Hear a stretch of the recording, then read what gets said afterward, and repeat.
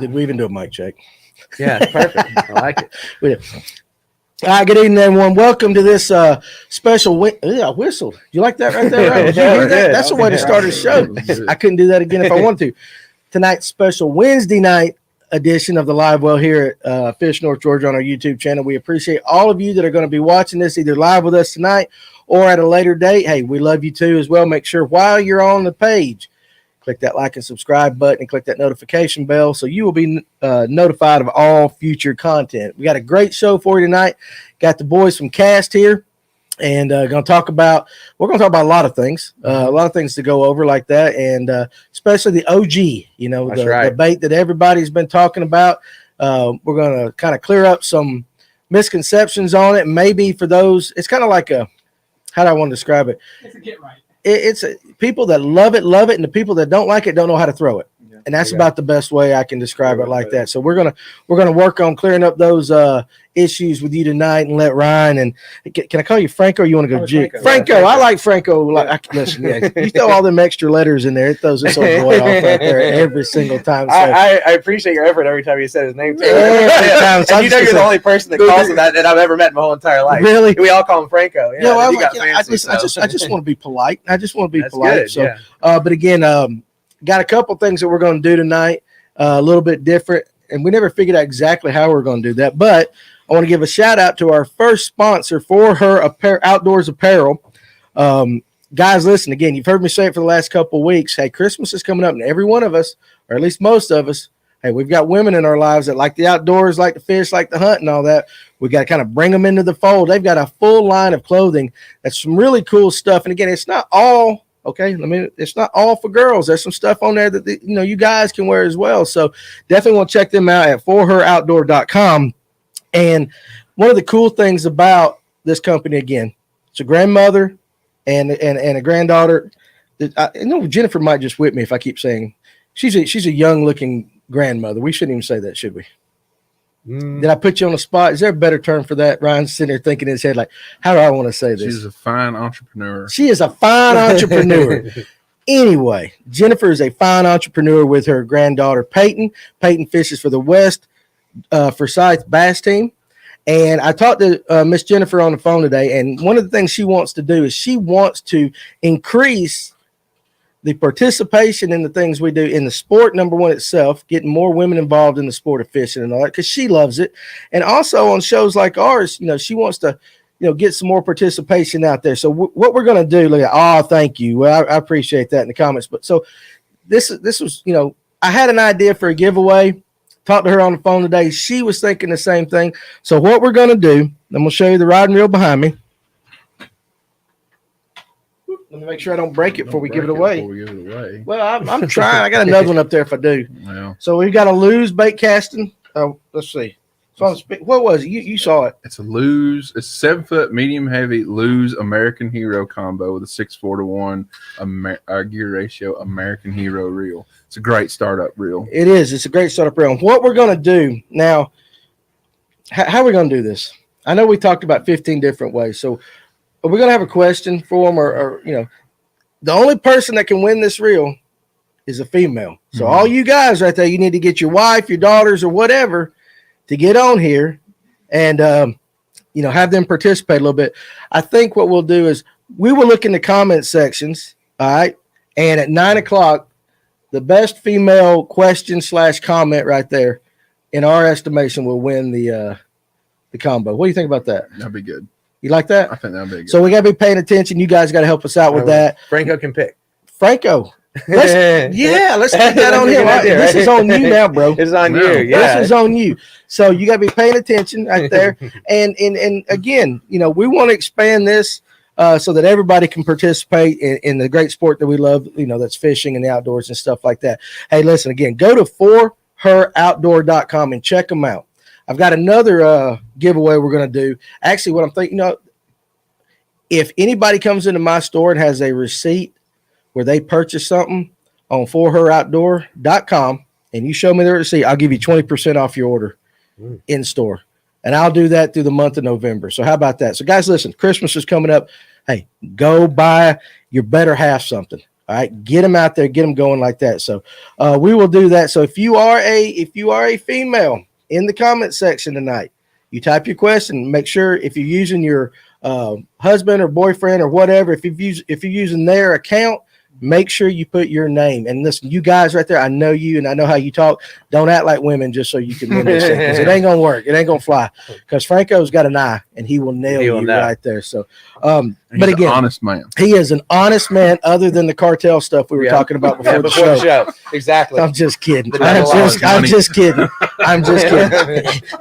Listen, these OGs, they're sneaking stuff in on the inside. You just got to crack them open. Yeah, that's all I'm saying. But anyway, seriously though, we appreciate all you guys. But hey, guys, I'm serious. Get them out here and get them talking tonight. We want to do that. So hopefully we can give away this rod and reel combo. We should be able to. We should be able to. We're going to. But again, 20% off if you in-store from now to the end of the month of November. You bring me something that says that you bought something on forheroutdoor.com, you get 20% off anything in the store. So I think that ought to be a pretty good incentive to do something like that as well. You like that? I like it. All right. And again, we thank Jennifer and Peyton for all they do and their support of the Livewell.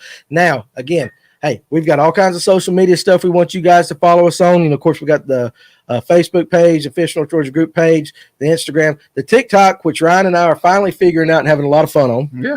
We're having a lot of fun with the TikTok. We're a couple of old guys on it, but we're going to figure it out and have some fun with that. And I wanted to tell you real quick about something that we started just today. We have our new Patreon page. All right. Fish North Georgia on Patreon. And the goal with this page is to get supporters to help us grow our business while we teach you some of the more, how do we want to say this? The finer points of fishing and stuff like that. Sure. Is that a good way to say it? Yeah. All our one-on-one podcasts that we're going to be doing from here on out will not be on YouTube or anything else. They're going straight to the Patreon page. So if you want to hear the one-on-one content we've got, I've got one coming back up with Dana Smith with FCP Fishing. Terry O'Shaughnessy. I can't say his. Terry O'Shaughnessy. O'Shaughnessy. I can't. Jersey Catfishing. We got one that we're going to record with him again real soon. Those are going to be on there. There'll be at least 1 to 2 of those every month. Tackle tips. If you were watching the YouTube page last night where Ryan went home and started doing some tackle tips about what he's going to be doing through the month of October, kind of the stuff that was on your boat. That's kind of what you went over tonight. Those are going to be going on the Patreon page. And we're also going to be doing some lake breakdowns. All right, so we'll pick out specific points of certain lakes, and we're not going to tell you where the fish are, but we're going to tell you what's in that body of water, where you need to concentrate, what the fish should be doing at that time of year. Does that sound right? You want to add anything onto that? Did I cover it? The Patreon is going to be a no holds bar type of deal. That's right. Especially in terms of getting information from me. Yeah. That general you guys stuff. know that I'll hold back on some things. Bring the juice. But we're gonna bring the juice in on terms this of the stuff. Patreon. If you want to know some ins and out things about a lot of things that I do, and yes, the way Dylan, I your see mom can. things, the Patreon is the place to do it. Yeah, so we're gonna do that, and we got a couple of different tier levels, of course, for support, and the highest one will also get you a one-on-one Zoom meeting once a month with Ryan, probably more Ryan than myself, because we all know here that I'm the face and he's the brains when it comes to fishing. All right. Ooh, wacky worm. Wacky worm. If you want to know about the wacky worm, I can break that down for you, but that's all you, brother. That's me. You can have opportunity if you're trying to, let's just say you're trying to throw us a bill or something like that, and you can't figure it out and you want to talk to Ryan. Hey, I'm throwing this bait. Specifically, here's what I'm finding, and let Ryan kind of coach you into it. And if we can't find the answer on that, we will find somebody who can. So we're going to put you in contact 100%, and we're going to give you the juice. There's no holds barred back on this.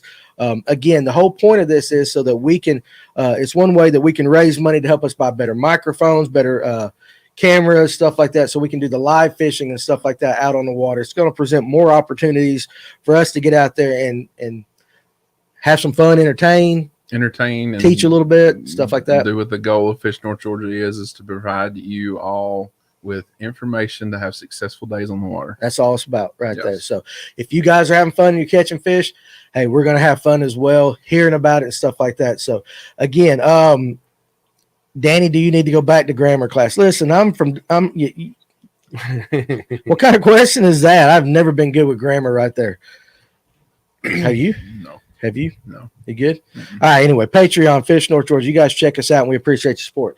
So, with that being said, let's talk to the boys from Cast. Of course, I got Mr. Ryan Hanks right there, right across from me, and Franco Curotto. That's right. Did I say it right? Just Did like I the get real. it? Did. You got Just it. like listen. I'm not gonna lie to you. Franco Curotto, who throws listen, Curotto reels. We've been here. You've been here, and we're friends and all that. And I'm sitting there. I'm like, how did I say it again? I want to make it goes, just say the real Curotto. Like, there you go, like that. But anyway, one of the better guys that I know. So again, we're going to be talking about Cast. So let's start it off, man. How you guys been? Doing really good, man. Doing good. Just got over jet lag. I was able to go to Australia for 3 weeks, which is really cool. And then came up. I mean, I barely had any time to sleep. Came right up to Lake Oconee, Lake Sinclair, and here I am. So yeah, it's going a million miles an hour. We're doing good, man. We're doing good. I know that. And of course, you got big plans for Cast and all that kind of. You know, we're going to talk about a lot of stuff tonight. But let's kind of. What direction are we going with this? Because this has been kind of a whirlwind. Yeah, it's been pretty wild, and we've definitely expanded the company and the OG and the Down Under in some different directions. But it's probably, when was the last time we were on this show? How long has that been? Oh goodness, it's been a day and a night. Yeah, you were on here 2 years ago, Yeah. but then you did a show with Chris, probably like So you did one night. I wasn't there. I've been able to take our lures and our product outside of just Georgia, right? So I've been to Lake Fork in Texas. I've been up to Lake Ontario, Thousand Islands, places like that, and really just put things to the test, learn where it works, what works good, find new applications. For example, going to Lake Gunnersville with the Down Under, fishing it on grass edges, learned how successful that was. We went to the Elite Series on Lake Fork, and after they wrapped up, we decided we'd go fishing and wanted to throw the OG. Well, unfortunately, my buddy's boat, his electronics were fried, right? We put the boat in the water. I don't know if you're familiar with Lake Fork, but all the stick ups that are through there, it's not a lake you want to go and fish without electronics. So we literally got to troll into the first cove by the ramp. His second cast probably hooked a 7 or 8 pounder on the OG that jumped off, and that was the extent of our trip. That was the extent of your trip. Yeah, but it was cool to see that. And then, you know, going up, probably the coolest thing I did bass related was Thousand Islands in Lake Ontario. That was amazing. I mean, we went out one day and I felt like I was going out grouper fishing. It was just blue all around. Like we were so far out there. And went to Rock Island and managed to get 25 pounds of smallmouth, which is super cool. Smallmouth on your baits. Yeah. Okay, there you go. So now a lot of that was done on the Prodigy swim baits, but we came back in the mouth of the St. Lawrence, and I was able to call up some smallmouth on the OG, which is really cool. That's one thing. And I know it exists, but that's one thing I don't hear a lot of people talking about is topwater and smallmouths. It's fun. It's fun. But honestly, a lot of people talk about every time they come on here or we watch it, they're down on the bottom. That kind of stuff. Well, we don't ever hear them talk about they that. act like spots, but they kind of relate to a little bit different cover most of the time than spots. Okay. And we were in this month's issue of the Bass Times for Bassmaster. We were featured the OG and the Down Under. We featured lures. So we're getting our name out there. Definitely it's making an impact on different fisheries besides just Georgia. But I mean, I can see what's happened after the past year with sales. Like the people who we've sold a bunch of them. Half the guys really understand this bait. It clicks like that. They go out. I get these awesome pictures of these giant fish on it. I have guys that buy the bait and they write to me and say, "Hey, Ryan, I see the pictures that you guys are posting. I really want to catch those fish on that. What am I doing wrong?" And I take the time to walk it through, you know, each aspect of it. But that's why tonight I kind of want to use this as a platform to really go on the nuances of exactly how you fish the bait, the gear, why we're fishing the OG, how to be successful with it so that people are able to go out and replicate that on their lake. Yeah. That's our goal. Yeah. And what you've said is that exactly represents what we've experienced with people that have bought it. Right. Again, like I told you, at the beginning, people love it or they just don't know how to throw it and they can't figure it out. I think I want to say this word. This is what it is. It's the curse of pioneer, right? That I'm dealing with. Yeah. We as bass fishermen, all growing up, we have certain ways that we fish and we do things, and we've always done them that way, right? What we're doing is we're asking people to break the mold of all their traditions, the way that they look at fishing, and completely change that. And it's not an easy task to do, but it's very rewarding as well. Right. So, but that's why I say the curse of pioneer. It's really amazing to bring something new and do something new. But at the same time, you're stuck with like just old mindsets, and I'm not saying anything bad is bad by that, but getting out there and really looking at fishing and what you're doing a different way. That's something me and Franco have talked a lot about. And this week we kind of made notes on that and can discuss that as well. Yeah, Franco, jump in here on that. 'Cause Yeah, I you- want you've got a- him to yeah. speak on it because he's pretty passionate. He was fired up. He He's is. like, we made Yeah. notes. He's ready to roll. But so besides the cartel, he is. Besides the cartel, Yeah. we'll discuss He's a gonna little. kill me for that. we're by gonna- the way, we're gonna also. discuss- I'll quit saying You that. know, me- You know, Bob me on the head. cartel. I might get stuck here. I might need to It ride home might. after Yeah, this we show, can do so. that. We My can do family that. is I know. what Yeah, in the I know. world? I'm sorry. I apologize. I apologize. I did it. It's my fault. I Yeah, brought it up, yeah. but I couldn't resist. You don't ever throw me a bone like that. I'm gonna run Yeah. with it all day. But you've kind of been a part of this, Yeah.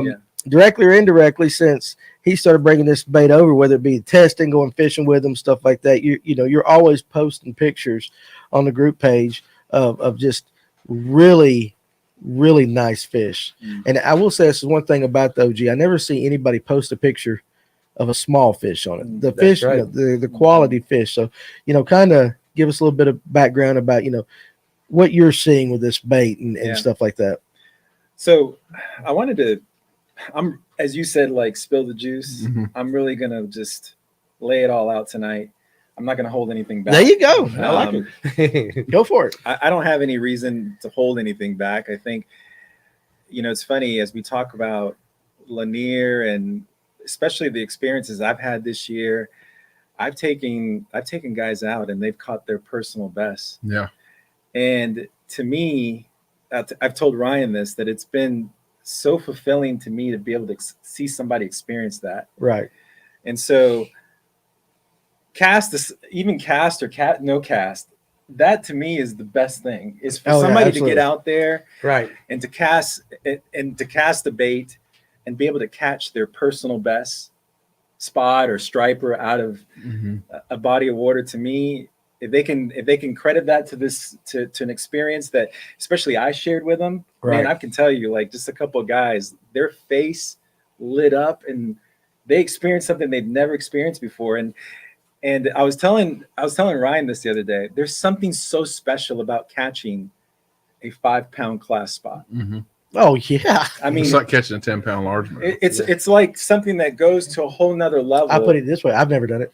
Yeah. I've been trying. You've been close. I've been close, but when I break it, I'll probably be breakdancing on the And boat. the thing stuff about like it, that. Yeah. even when you catch a 4-pounder, right? Oh yeah. If you catch it's something that when you experience that, you see that 4-pounder, it's Oh, yeah. like your eyes, Oh, your entire absolutely. soul comes alive, right? Absolutely. Yeah.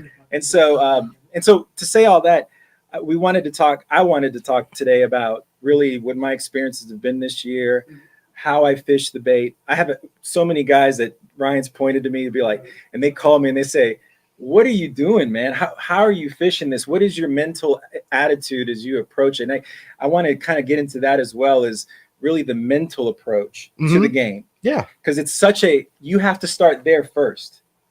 And we'll talk about that here in just a moment. So first thing about Lanier, and we all love Lanier, but we know that it gets a tremendous amount of pressure. Big time. I think you called it the insanity. Yeah. Of- So I'll jump in on that. Right. Yeah. So doing the same thing over and over and expecting different results is the definition of insanity. Absolutely. Right? Yep. So I'm going to use this as an example. So we see a fishing report, we talk to somebody, we hear it, and you can pick any lure, insert any lure here. I'm just going to pick a green pumpkin worm and a fluke or something like that, right? Right. And that's what they're hitting on Lanier, right? Mhm. So everybody sees that. So that weekend or the next time everybody gets to fish, all those boats, guess what they're throwing? Okay. Oh yes. They're going to have that. But the thing you don't think about on Lanier, and it's something that even I don't think about, right? Let's say you get out on the lake, you're fishing brush, right? You're going to go to that brush pile and fish it. Well, you may think you're the first person on that brush pile today, right? Most cases you're not. Mhm. Okay. 5 other boats have already hit it. You just didn't see it. Or if not, or if you get out there at 6 a.m. right when the sun's coming up, you run right to a brush pile. Okay. And you're throwing that, whatever, green pumpkin worm in that fluke. You're the first person to throw it that day. Do you know the day before that brush pile may have seen 20 boats throw it on there, and the day before that, and the day before that, and the day before that. So what is it about getting a 5-pound spot to react? Okay. And of course, could you catch a 5-pound spot on a green pumpkin worm? Of course you can. Yeah. Can you catch one on a fluke? But those fish get big for a reason. They're smart and they're selective. So if you can show them something they haven't seen a million times and you can get them to react to something, you know what I'm saying, they haven't seen a million times, that tends to be the difference, right? I always say, like, the OG is not a numbers bait, right? It's not a numbers bait at all, but it's you're putting that, you're targeting fish in a different class. I'm glad you Yeah. you clarified that. Yeah. Because I think a lot of people buy bait and they expect to go out and they catch, they want to catch 40 bass on it This a day. is not that bait in freshwater. But a lot of people have that mentality Mhm. that's what it is. So it's good for you to say, hey, listen, you're not going to catch the numbers. Yeah. I mean, you could, but this bait is going to call up that special fish, that different type of fish, Me different and Franco class. both spent a lot of time. I used to be super addicted to just throwing big swim baits in the mountains. Would show up with a depth 250 one rod, would go 2 trips, didn't care if I got skunked, but my 3rd or 4th trip catch the fish of the year on it, right? Right. And there is a lot of similarities between the OG and that to me. Now, obviously, you're going to catch a lot more fish on an OG than you are depth 250. Most cases, that's really big. But it is trying to target those larger fish, right? Yeah. And that's the goal, at least for me, when I go out on the water with them, right? Now, were you aware of that when he said, hey, you need to start throwing this? Did he explain that, or did you have to kind of figure that out? In terms of what specifically? Like figure which part of it? Like numbers versus size. No, the thing about, so it's funny, 10 years ago when Ryan and I met, that's one of the things that we had kind of our friendship was the similarities of, number one, we threw big baits. So we enjoyed targeting the bigger fish. And Mhm. the other thing that we did very similar is we tried to find new ways to catch the bigger fish. Mm-hmm. So that was kind of the common ground that we had. So it was so ironic and so funny when he found cast, and then they brought this saltwater lure over. And I think Eddie was the first one that went out with Ryan on a Saturday. Yeah, and they throwing a caught 60 gram. And they threw a 60 gram and threw. Oh, that's a big one. Yeah, that was the first one that we ever used, was a 60 gram, and that's what was so that's crazy. Like microphone size. Yeah, so that's right 230s right there, Yeah. and yeah. So he called me that evening. He came off the water. He said, "Franco, you will not believe what just happened. We crushed them on the 60 gram."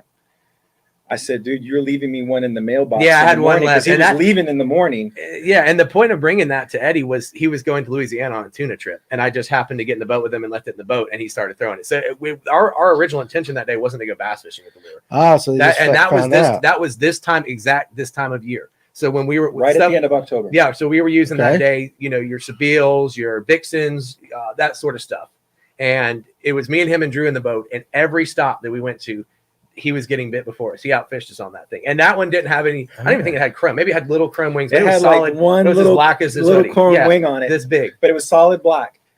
And so he left me the bait. And then, and the day he went out with Eddie, it was blowing like 15. Yeah, it was crazy. It was blowing. And so we thought, well, perhaps it was because, we had a lot of wind. We had, the actual, the bait had a huge profile in the water. So we said, maybe that made a difference. But then I went out the next day and it was calm. Mm-hmm. Calm is just like a sheet. I started throwing that thing and catching like the average spot that I was catching was 3 to 4 pounds. Right.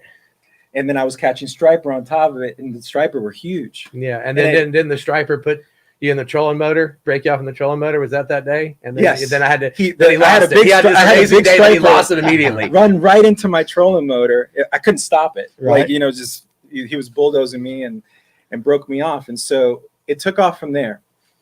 So this is the first thing I want to talk about with regards to the approach to the bait, is that especially guys in bass fishing.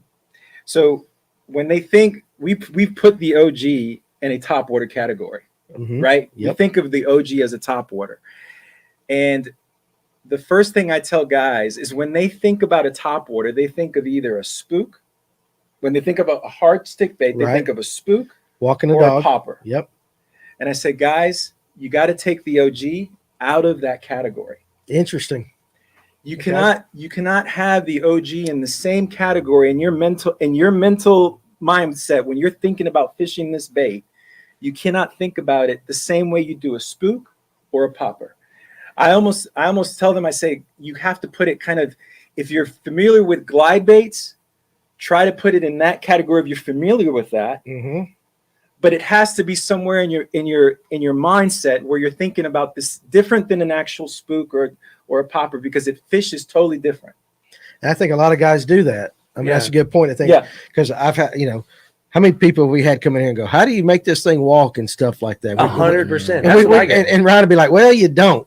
Yeah, no, people will watch. Yeah. People will watch my video where I like demonstrate how I'm fishing it, Yeah. and then they'll tell me I'm trying to walk the dog with the thing. They'll go right back. They'll see me totally not walk the dog, and then go right back to trying to walk the dog. Which goes back to the original mindset, like what you're saying is you've got this preconceived 100%. Notion. Yeah, Okay, it floats. it's gonna. So it looks must like be this. doing. It must do one or two And they're things. not wrong for thinking that. It looks like a spook type. It looks bait, like right? a spook. Yeah. But that's the biggest thing is for us is we have a massive responsibility to educate people on our product. Right. It would be so much easier if I was bringing the 50th version of Bizarre Spook, a different color, to the market, but I'm not.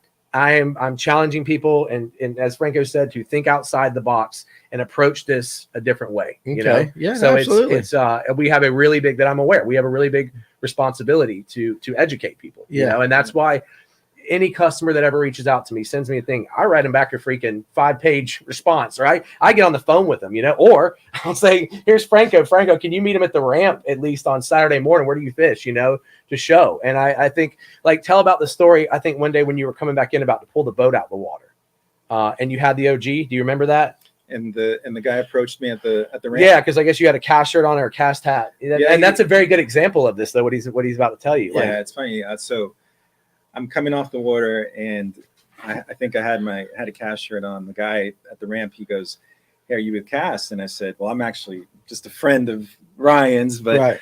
I said, "What's up, man?" He goes, "Man, can you show me what you do?" And literally right there at Advanced Tavern next to the ramp. So I pull it out and I casted it, and I said, "Watch." And I'm going to walk you guys actually on this show through the same retrieve. I'm going to show you the details of the retrieve, but I did it. Mm-hmm. All of a sudden, the guy said, "Oh my gosh." Yeah, it's not what I've been doing. He goes, "I never did that." And he goes, "That looks unbelievable." Yeah. Like he'd never seen anything like that retrieve. And I'm not, he actually used those words with me. And then the guy that was actually standing over there, he comes over and starts talking to the same guy. And he goes, "Did you see that?" He goes, we don't have a bait that works like that. What now? In that video, and we actually have one of y'all's videos uploaded cool. that we can pull out. But doesn't it show like from a, and we don't have to watch the whole video, but isn't there a section on it in the top part where it's showing a downward view of it? Yes. Right, it's like right off water. the beginning, and you see it going like that. It's like it's almost like a drone shot of it. It is a drone shot. Yeah. So I mean, if y'all don't mind, I want to. Yeah, Nathan, you can show it if can you you got pull that that queued up? or where that is. We I think that's do. really good. We do. I want you guys that are watching. This is a video. And this is on your YouTube channel? It's either on Cast or on mine. You have to go back. You have to go back to the very beginning of it right there. Keep going backwards. Yeah, No, right. that's not it. Keep going back. That's making a wooden. That's No, drawing. Go up the back on them. It skipped the video. Ryan's going to show you. Yeah, we had. That's where it forwarded to the. There we go. No, this is okay. So this is a saltwater one with Ben. Yeah, but you can definitely check this. This is going to be, if that's what you're talking about. There's a video, and I guess that we probably didn't. No, you're fine. If you just go to Cast Mag. He's going to pull it up. We'll keep talking while they're doing it. So anyway, I was watching it earlier today, and I was noticing that action from the top. Yeah. Again, you're going to go over it. We're gonna walk through. I actually brought my setup, so we're gonna Okay, walk through it perfect. very detailed. If that's the right one, you know, we got to get Ryan, to the section. Did you see something on this one? But it's Because pretty cool. There definitely is some stuff on here when they show this. This is in Australia. I don't know why the sound for some reason. No, it's fine. You don't even need the sound. About 6 years Yeah. ago, Do you know where it is on this video?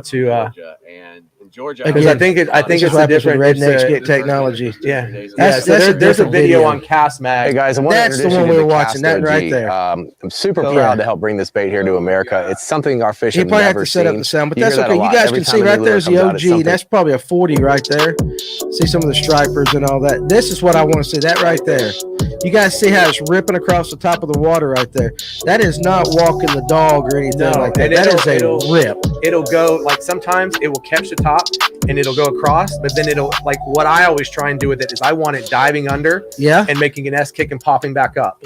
You know what I'm I saying? want to show you guys exactly So, the gear I have set up to fish the OG. This is the 30 gram that video, OG. so that was the really most the only important thing section I I can wanted tell to you is show to fish right this bait now on a with very that was high gear ratio basically reel. because Reason you for brought that it is up. you want to be able to burn Guys this and think stop the it, and you're bait going to get some is, incredible action who with said that sound fast is gear good? Maybe we ratio. just can't. Oh, I'm I know fishing why this we on can't a hear it. 7.6 I got the Shimano mute on our X-Pride TV. medium heavy. I like the backbone No, of it's this fine. rod, It's but it fine. still I has mean, a I soft think enough that tip to serves give, Okay, it. so and you not got- get treble okay. hooks on the We're good with the video. I So think we you don't have to got, look. yeah, you guys heard it, but I've got our TV muted. That's why we're like, sound's not working. So our bad. But anyway, so I just wanted to bring that up because, like what you said, there's a preconceived notion. Yeah. And okay, top water bait, walk the dog, do this, do that.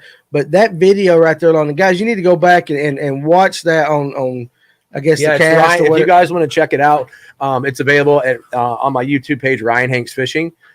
There's a how-to there, and also on the Cast Fishing YouTube page as well. Yeah. You can find information on both of those. And Franco's getting ready to go over it a little bit better. But Franco's but going to give you the good juice on it. that's so. a good aerial shot though for somebody who doesn't understand Yeah. what you're saying. You know, Yeah. okay, if it doesn't walk the dog or if it doesn't pop, what's it doing? That was just pure rip. Right, I right. mean, that's It's the way it totally- looked. So we will we'll let Franco educate us and everything on that. So I'm going to first talk about the retrieve on the bait, and then I'll walk you through the setup so you guys can see that. And again, you look at this bait and you think spook, right? Yeah. But the way you retrieve this bait, it's nothing like a spook. So the first way that we actually retrieve the bait, which is very similar to the way they retrieve it in overseas and where the bait originated in Australia, is you can actually take your rod and you can sweep it. So you take So when you say sweep, we're talking in like this kind of motion. yeah, this type of motion. So you take your rod, you start with your rod pointing at the bait in the water, and you take it and you pull it down. There you go. So they got a camera on you now, so they Yeah. can hold the bait. And you pull it down. Pull it down, Exactly. You not pull- side to side. Not side to side. You pull it down to the side. Sweep it down. That's going to Okay. make it bite under the water, do the S kick, and pop back up. Okay, yeah. What Hold the bait that. is going to do when you do that sweep is actually it's going to dive and it's going to do an S kick and make a bubble trail. When you do that sweep, you want to stop, and then the bait's going to kick right back up to the top and actually come like this. Okay. So a downward sweep. Downward sweep, and then it's going to come back up. Now you can actually imitate that same retrieve, and actually, Yeah. I think Eddie came up Yeah. with this. I want to give him credit because it's Don't pretty- give him too much credit. Though. Don't give him Ed's too much head's credit, already but- this big. So, but- yeah, no, he Hey, did. man, he came did. up with it. So you can also do 3 or 4 handles, 4 turns of your handles super quick. That's the easiest. Yeah, And with that's your, the with your easiest rod way. pointing down to the With water. your rod pointed down to the water, and you can actually turn it 3 to 4 times quickly on a high retrieve speed reel, and it actually makes the bait do the same S kick. And then you're going to stop after that 3 or 4 turns, and you're going to let it come right back up. Okay. All right. Yeah. Now, and that's- here's the deal, and I want to make sure everybody understands this because this is really important. 90% of your bites come when the bait is sitting like this after you've done either the sweep or the turns of your reel. It comes when the bait pops back up, then the fish will unload on it. Now, why do you think that is? I think that it's a moment where that prey is sitting still and it catches up to it and just smokes it. And That's right. what's a cool part about that is you get the most unbelievably vicious strikes on that. Because if you think about like a walking bait, it's kind of moving around. They're under it, right? But this thing is sitting dead still, so they can just hit it 100 miles an hour, just smash into What it. I like to call that's it moment. Yeah, That's exactly. it moment. That's the They- moment. they Yeah, don't yeah. think that's it. Why? Yeah. Why I'm would actually going to, I can't believe I'm doing this. I'm going to walk you through. This year, I caught a 5.7 spot on it, and I caught a 21.7 striper. And I'm going to walk you through actually both of those moments. Okay. Okay, but before I get there, let me just kind of make sure I reiterate this again. You either do your sweep or your turns of the reel, and the bait's going to pop back up. And you're going to let it sit there for 1 or 2 seconds before you do your next sweep or your next turn of the reel to make it go do its S kick again. So you got to be patient. You gotta Right, be right. patient with Now, it. I got a question for you. Talk about those just because on the setup, you got a swivel tied to it. Yep. Why do you not tie your line directly to it? Is there a reason? There is. Am I going to get that? Yeah, I'm gonna Am I gonna I'm get that? Yeah. This is all the juice. There's This is the nothing. juice. He's not Am I I'm gonna give get you that? all the juice about it. Okay, so since you're going there, I'm gonna now Do walk your through gear this. breakdown, I'm gonna the exact- give Yeah. you the breakdown of And my then we'll go. entire Yeah, setup. and then we'll do that. Okay. I'm sorry. I just been No, looking at it that's a going. great question. I mean, like, All right. So you want your bait when you set up your OG. I put a split ring to a power swivel, or just an owner swivel. on that. Okay. yep, there you go. We got it. Okay. What this does is that when you're doing that sweep or that turn of your reels, it frees the bait to have super erratic action, More of an S kick. more of an S kick. Gotcha. So your line's not dulling that Right, down right, a little right. bit. Okay. And the thing about an OG is that it never does the same thing twice. Right. 100% So time. when you sweep your rod or you do your turns of the reel, one time it's going to go that way. The next time it's going to go Right. this way. Or it'll go and skip out of the water Or like a it'll herring or go skip back down. and come like back down. Yeah, yeah. And that's the other thing about the bait. It has a very natural presentation. Like non-mechanical, a Mhm. non-mechanical motion, which So it's not it mimics nature. like your natural spook. You pull out your super spook and it just like this, right? Yeah. With an OG, every time you do the turn of the reel and then you stop it and let it come back up and then you're ready to go again, when you engage that bait again, it's going to do a totally different action. Mhm. Right.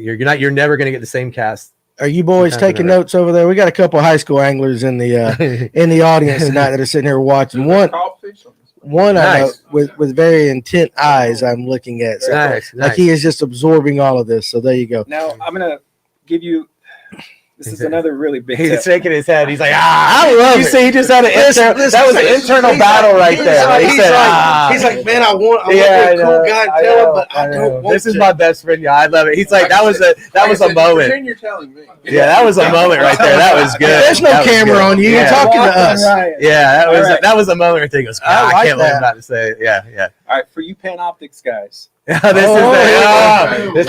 is the for you Live Scope guys, this bait has tremendous amount of drawing power. It acts kind of like a glide bait. That's what a lot of the larger fish that are on brush, why they get attracted to it. And if you don't have Panoptics, you typically don't see this, but if you do, you'll see he said, 3 or 4 like a wolf pack of big spots coming under your bait, and they'll get down here. They'll be down here on your Panoptics. You can see them. What you do in that point to trigger the spots to bite is you do a half turn on your reels, and the bait will literally glide to the side. And it will glide to the side. He's giving the juice away. Yeah, look, he knows it too. He smiled at himself. Now, I think you should tell him. So tell him about the 5, because this was that Okay. moment when you told me So- how you caught the. You know I'm 5.7. absorbing all this. So All right. I'm going to talk to you guys about. I caught a 5.7. That was July. in June. Yeah, or July, July. yeah, it was early July. That's right. So I'm fishing the mouth of a creek on a hump, and I'm scanning with my Panoptics, and I look over to the off the hump. By the way, God, he's giving it all. over like 90, 100 feet of water. Okay, and I see 3 marks right there. They're 3 studs, just sitting there waiting for herring. We call them herring eaters. Yeah. So Somebody calling. They're all saying, "Do not touch." They're like, "I can't believe you're saying this." Yeah, shut up. Yeah. Right. His phone ain't ringing. Since Yeah, until he yeah, started yeah. As about soon as 2 you said minutes that, ago. yeah, yeah. I can't believe you. I Yeah. get it. So I saw those 3 over there. I cast over to them, and immediately all 3 of them, they were, by the way, they were probably about 10 foot apart on my Panoptics, and they're all set apart like this. And as soon as I threw the bait past them and started to bring it to them, all 3 of them came to the OG at over 90 feet of water. And they're sitting there nice, and all of a sudden Sitting there, nice. I started I took that bait. All I did was just a half turn to the left, and the bait glided to the left, and that 5.7 just came unglued on it. So how deep ridiculous. they were suspended? How deep were they suspended? Do you They were remember? suspended probably about 15 feet under the surface on a 90-foot bottom, on a like 90 foot off the hump. off the hump. A lot of guys would have concentrated on the hump and probably would have never paid attention or saw those fish right there. That's right. Okay, And very they're interesting. out there for a purpose of eating herring. like out in That's the all water, they want to chase do. herring. That's They're all out they there to want to chase do herring. is eat herring, and they know, hey, we hang off this hump, and we're going to wait for these herring to come by this hump, and we're going to ambush them. Well, a Gotcha. 5.7 spot is probably 6 years old. Sure. It's already been through the process of several years. It knows this is It's the figured deal. the it's Yeah, figured the this is game my out. best place to be. This is my Yeah. best place to be for me to survive and me to eat. That's right. And that's one of the nuances that not a lot of people they have a hard time getting through their head, is understanding that the bigger spots that are older, they don't just live, where the obvious places are. 100%. They only live in the obvious places for maybe 10% of the year, but then the rest of the 90% of the year, they are got one thing on their mind, that's chasing herring. That's right. Nothing else. So would you, on that, given that experience, for an angler who doesn't have the Panoptics, he's seeing the hump, he knows where the hump is on his 2D or whatever, probably wouldn't hurt to make a few casts off to the side a little bit, just here and there. I obviously didn't have Panoptics for outside the last 3-4 years, and it's funny. One of the things that I'm big on is boat positioning on a spot.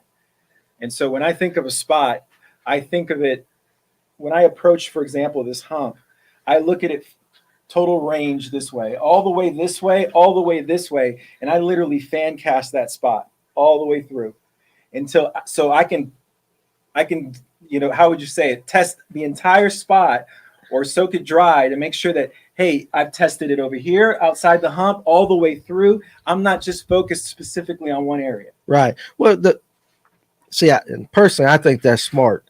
But a lot of guys will come up, they'll look at the hump, they don't fish on it, and they'll leave. Yeah. You do a brush pile the same way?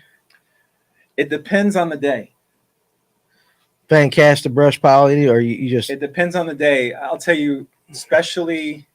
So the reason why I say that, and you guys better be listening to this now. So in this last month that we had in September, leading into early October, even Eddie and I fished the tournament together, and we spoke before the tournament, and they were actually spread. They were not only on the brush, but they were spread all over. I mean, they were cruising around left and right, in front, back of the brush. They were all over. And so you did not during that time frame, we would pull up to a spot. We didn't just fish just the brush. We knew that they were spread out over here, they were spread out over there. So we could get bites either left of the brush, right of the brush. It didn't matter. Gotcha. We haven't been hitting the comments too much tonight because these guys have been throwing out the information and all that. So we've been listening. Go back up again, guys. We've got a rod and reel to give away. We're looking for females in the comment sections to ask some questions and stuff. And if you keep on going up, I saw one, which I think it keep on going. Let's see. Pontoon. I thought it said, I don't know if Pontoon Jody. That's not. I thought it was somebody else. So I haven't seen a female in the comment section yet, guys. Hey, we got to lose bait casting reel. Hey, get your wife, get your daughters up there, have them throw out a question. Your girlfriend. It doesn't matter. So Jeremiah had a question. So if you're doing a downward sweep instead of a sideways sweep with it, you need a shorter rod. And that was with a question mark. Let's talk about your setup a little bit. Yeah. So you do not need a shorter rod. I actually use the same rod for both retrieves. This is a 7.6 medium heavy, and it has a bit of a softer tip on it. I can't show you that, but it does have a softer tip on it. Is that for the hookup or for the action? So you do not want a stiff rod on to fish the OG, because when they take it, they suck it, and you want to be able to actually let them absorb when they take the bait. Right. So let them take it and then set the hook, but you don't want to rip the hook out of their mouths. Okay. So is it more of a sweeping type hook set, or I lean into them. Okay. All right. And I'm going to talk about the braid and why the braid is so important, but you do not want a stiff rod. I think it imparts action into the bait. It helps you with hookups on the bait. I don't know, Ryan, do you have anything to add to that? Yeah, so the rod is very important, and why we're using a 7.6 and not a shorter rod is I mean, besides everything Franco just told you guys about the OG, probably the number one thing about this bait is how far you can cast it with the right system. And as you all know, those fish love to come up just out of casting distance. They've done it to me my whole entire life. Yeah. Well, if you have the right system, you can now get on those breaking fish. And so I prefer to have a longer rod, a 7.6. This is most times I'm fishing Highland reservoirs, I'm fishing Lanier, I'm fishing Carter's, I'm fishing Blue Ridge, I'm fishing lakes like that where I'm in open water and I'm targeting, either over a brush pile, a hump, end of a point or something like that. So I want to make as long as cast possible. That's why I'm using that rod. And I use the same exact rod. I like having a soft tip or a softer tip so that it can absorb some of the shock with the treble, but it still has a strong backbone. If you guys, the guys of y'all that have bought the OG, we do not mess around with our hardware on this bait. No, you don't. Some stout hooks. And because you can cast it so far, you need to have a rod with some backbone that you can, at the end of a long cast, drive those hooks. What brand rod you got right there, Franco? This is an X-Bride. X-Bride. All right, and on your reel, do you get into like 200 series? Do you go with a bigger one because of what he just said? I was going to talk about that next. Yeah. So guys, I like a 200 series reel because of the fact that it gives me the capacity to be able to launch the bait. Yes. And I can launch it and send it, 120 feet easily. Okay. The braid, and guys, I can't say this enough if you haven't tried it. This braid that Cast makes, it's with the X12 braid. Yeah. That we call it. It will actually it outperforms any other braid that I've I know tried. We sound like homers. I wish I wasn't. I wish I didn't sound that way, and I don't have a cast. No. It's the diameter. It's the diameter too, because like if you feel, you guys can feel this braid. This is 50 pound. This feels like another company. This feels like a 30 pound. You know what I'm saying? Right. Yeah. And that's a big part of it too. So it's a system, right? This whole thing is a system. The rod, the reel, the leader, and the braid, and that's giving us the maximum castability. Yeah. So to answer your question, Danny, I use a 200 size reel because I load it up with the braid all the way. And then that casting distance is everything. So you have to be able to cast past the cover that you're focused on. If it's a certain brush pile that you're looking at, you don't want to cast your bait right on top of it and cast it just short of it. But you want to cast it past it. Good job over there. So we have our first question from Mrs. Goforth. Hey, listen, whatever works. We're gonna do this because she just won a because of the way we're going. I'm just gonna give it to her. It's Kobe. Oh, nice. Wendy used the down under offshore instead of the OG. So I know that's. Go ahead and answer that right now. First shot at it. So here's a down under. This is 20 gram. So I've played with both baits quite a bit. I'm gonna let Ryan talk a little bit about the. We believe that this bait actually shines more on largemouth fisheries. Okay. For shallow structure. Shallow structure. That's where I fished that. Now, just real quick, because we can do a whole freaking show on just the down under. I know we're focusing on the OG because it's important. Everybody gets that. Yeah. Calm days offshore when there's not a lot of wind. I do like to go to the down under. It causes a commotion to pull them up. And it's more typical. It's more of a typical popping style, but it still has its own erratic action. So where this bait shines, docks, pontoon boats, jet ski lifts, marina walls, grass edges, it is a topwater bait that you are able to pull down and show fish under structure. We've gotten bites on that bait. You pull it down and never comes back up. Yeah. So that's where I think that bait really, really shines. And that sets up for largemouth fishing because, fishing blowdowns, grass edges, docks. Usually when you're in that type of water, that's what you're targeting versus being off of a point fishing for spotted bass. It will definitely call up spotted bass over a bush pile. But after fishing it, and going to Gunnersville, especially in those type lakes, I see this one is a lot more of a largemouth style bait. Okay. Spots, but the OG to me is the open water bait. Yeah. Okay. And points, like points, humps. That's that, and then structure. That's kind of how we go back and forth. All right. Well, let me say congratulations to Miss Goforth. We will be sending home a rod and reel. Now, listen, it's for her. It's not for you. Look, I got. Yeah. It is not for you. And also too, I want to compliment her too, because I was walking out of the Dollar General about a month ago and she was walking in and she had one of our t-shirts on and I looked and went, nice shirt. Oh, nice. And then she recognized me and all that. So thank you very much. Jimmy, messing with me there. Oh yeah, Harmon. LJ, yeah, he says, I can remember when you were a drop shot fisherman, didn't even sleep the first time we went out. That's right. I think I was DJing or doing something down in Atlanta. You were DJing. Oh, yeah, I lived this. Listen, I've never, Lived that life. 100%. I've never been able to fit in with anybody I hang out with. I spent half my time in the city DJing and doing all that. They didn't understand why I was going to the lake. When I got to the lake, those people didn't understand why the heck I was just in the city DJing. I understand. But no, I remember that. We had a good day that day. Me and LJ went out and probably caught 30 or 40 bass that day on the drop shot. That is awesome. I mean, you saw them and it was automatic. That was cool. Got one more question for you on the OG. Back to the OG. Yeah. How does it dive when you sweep it? How deep? How deep? How deep does it dive when you sweep it? I wouldn't say more than a foot. So it's it's a quick coming up, Yeah. stuff A like quick that. S kick down. I mean, literally a quick S down like that, and then it'll pop right back up like this. Now, I didn't finish going through the setup. Let Yeah, me go just ahead. show you that, and just a couple of pointers here. So, if you We got to get a bigger studio. throw a braid, put braid on your reel, Mhm. and then what I do is, if you can see here, it's a very short leader. I was going to go there. I'm putting my finger. We're talking maybe. Yeah, he needs Seminar. a seminar. We're gonna do a seminar. Yeah, we'll do He's it. really breaking this down. So So what are we about 16, 18 inches right there? Not even Yes, that. I mean, 16 inches maybe max. I don't even I tie it so it doesn't go through my guides at all. Same here. What And- not? Oh yeah. Blood Okay. knot. Blood A knot. blood knot. All right. There you go. I was- And I was why do you expecting prefer a blood FG. knot? You know, it's funny. I give credit to the tactical guys. Okay. So I looked for a good knot for a long time, and the tactical guys finally they were showing. I started using this blood knot on my finesse line, so I tie like 12-pound braid to 7-pound fluoro, Right. and it just never broke on me anymore.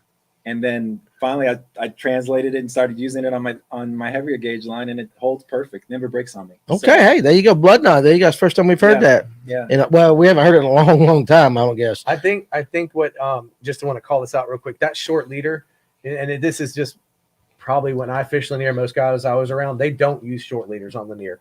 You get a super long leader. Yeah. When you're fishing something, I feel like a trying to cause a reaction strike, like an OG or something. I feel that you don't. The short leader is not going to affect the bite, right? What I'm getting from the castability, not having that knot go through my guides all day, is outweighs me worried about if the fish are going to see any sort of that. And I mean, you can look Well, it's this. top water. Yeah. I mean, Yeah. it's- Yeah. It's nice little shock over too. It is. It So is. yeah, I was getting I ready to want ask. to talk about that a little Yeah, bit. go too. ahead, because my question would be, why don't you just go straight braid all the way? Well, I think that let me explain to you a Yeah. couple things. So Yeah. one of the big things that I have found on the bait is the way it's actually sits in the water column once it's rest. So when it rests, it sits one or two ways. He likes to use a fluoro leader. Mhm. The bait will sit more like this. I like to use. I've played with both. Sometimes I play on one day. I'll fish both. A mono leader will actually get your bait to sit like this. So it's more the bait positioning. The bait positioning in the water. And I've actually had more strikes on some days where it's sitting like this versus where it's sitting like that when it comes to rest. Gotcha. Can you believe that? Well, no.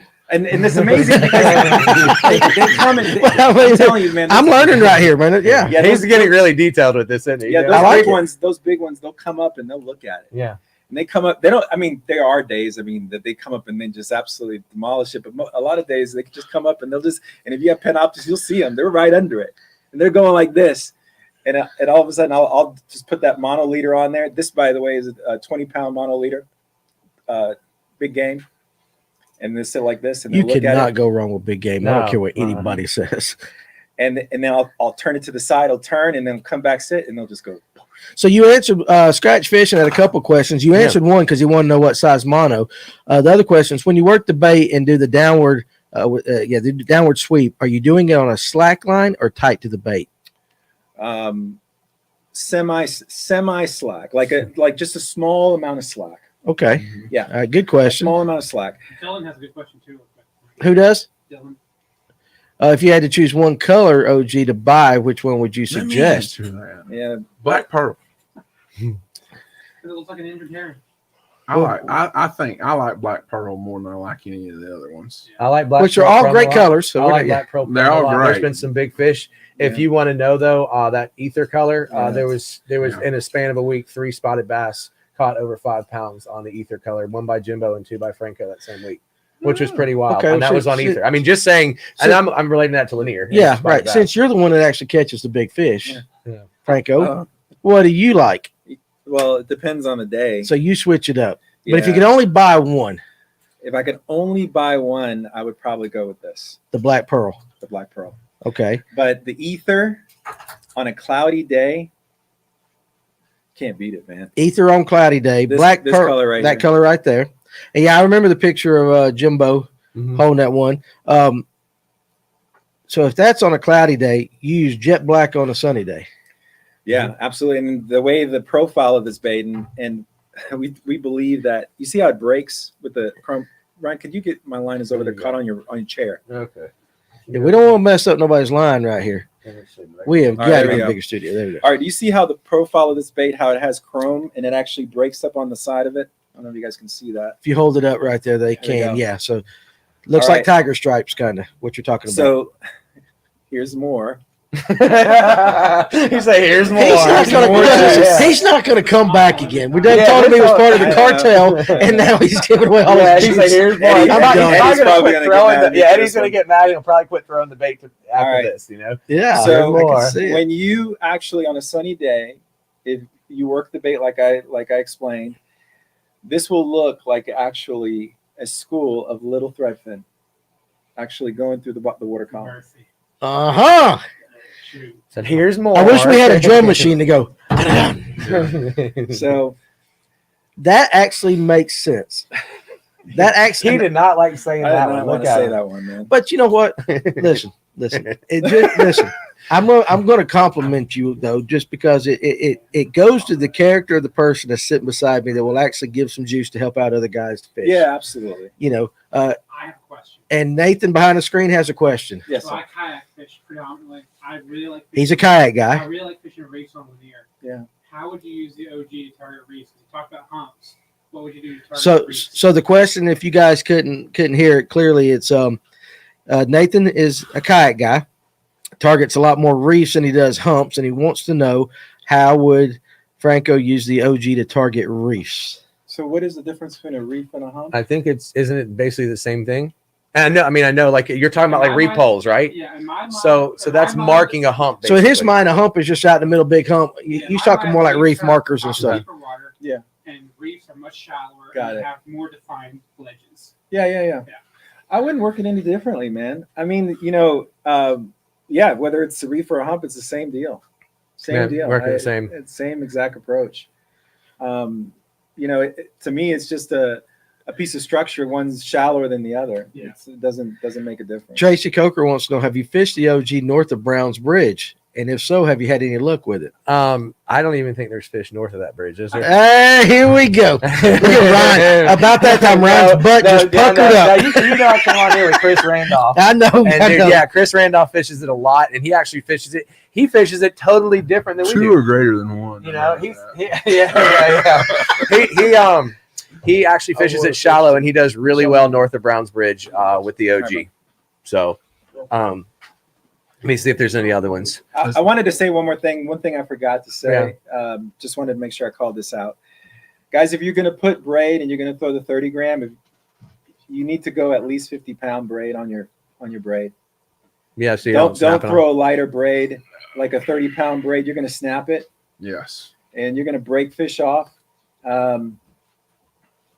I hooked into like almost a 22-pound striper a couple of weeks ago, or now it's been about a month, I think. And again, this bait has drawing power where you can get really big fish on it, right? But even when you're rearing back and you're going to send that bait, The torque of it. the torque of the bait, you want to be able to actually handle it. And you're not going to be able to handle that if you have 30-pound braid on your reel. 30 grams is over an ounce, right? Yeah, I believe so. Yeah. Yeah. I like how everything is grams that we do just Yeah. to confuse people. Oh, and our fishing line is PE. Everything's rated by PE 1, 2. But we have the pounds on there as well. So we just like to totally confuse everybody here. What size hooks are on there in case you have to replace them after a few striper? On the OG, they are 1/0 hooks. Yeah. And they are BKK. Yes. They're BKK hooks. We were using Gamakatsu, but now we're using BKK. That's my favorite hook. I use a lot of BKK when I'm fishing saltwater, and they hold up to a GT. They'll hold up to a bass. So I really like BKK hooks. If you don't have, we don't have BKK hooks at Hammond's or your local tackle shop. I love going with the owner's ST36. Mm-hmm. But definitely a 1/0 size. Definitely a 1/0 size hook, and those hooks hold up really well as well. Do you put a feather hook on the back of it every now and then? I do, I don't. but Yeah, interesting. yeah, Good question. I've had That- feather hooks kind of like mess up the action. Right. I think it causes drag depending on the size of the feather. But if you use lighter ones, maybe not. I don't think that it's bringing anything additional to it. That's just me. Right. But to each his own. There's some people who love and makes it, they think that really causes a bite. And if that's good, fishing is so mental, right? You want to feel confident about everything you're doing. Right. So, but I think if you're fishing this bait and you're pulling it under the water, that's just another thing that's going to cause drag on the action of the bait. Gotcha. While we're about halfway through, and so much great information is being said. So I want to take care of the business aspect that we got to do right now. We do, but this could go on, and I want to make sure I get all our sponsors. And guys, listen, hey, Buford Dam Bait and Tackle. You hear us talk about them every week. If you're in the Cumming area and you want stuff for Lake Lanier, Buford Dam Bait and Tackle, they've got everything for you. And I want to announce their new wintertime hours. Okay, Sunday through Saturday. Okay, 7 days a week. 6 a.m. to 6 p.m. Okay, 6 a.m. to 6 p.m. Guys, go down there and see Dave and Alan and the guys.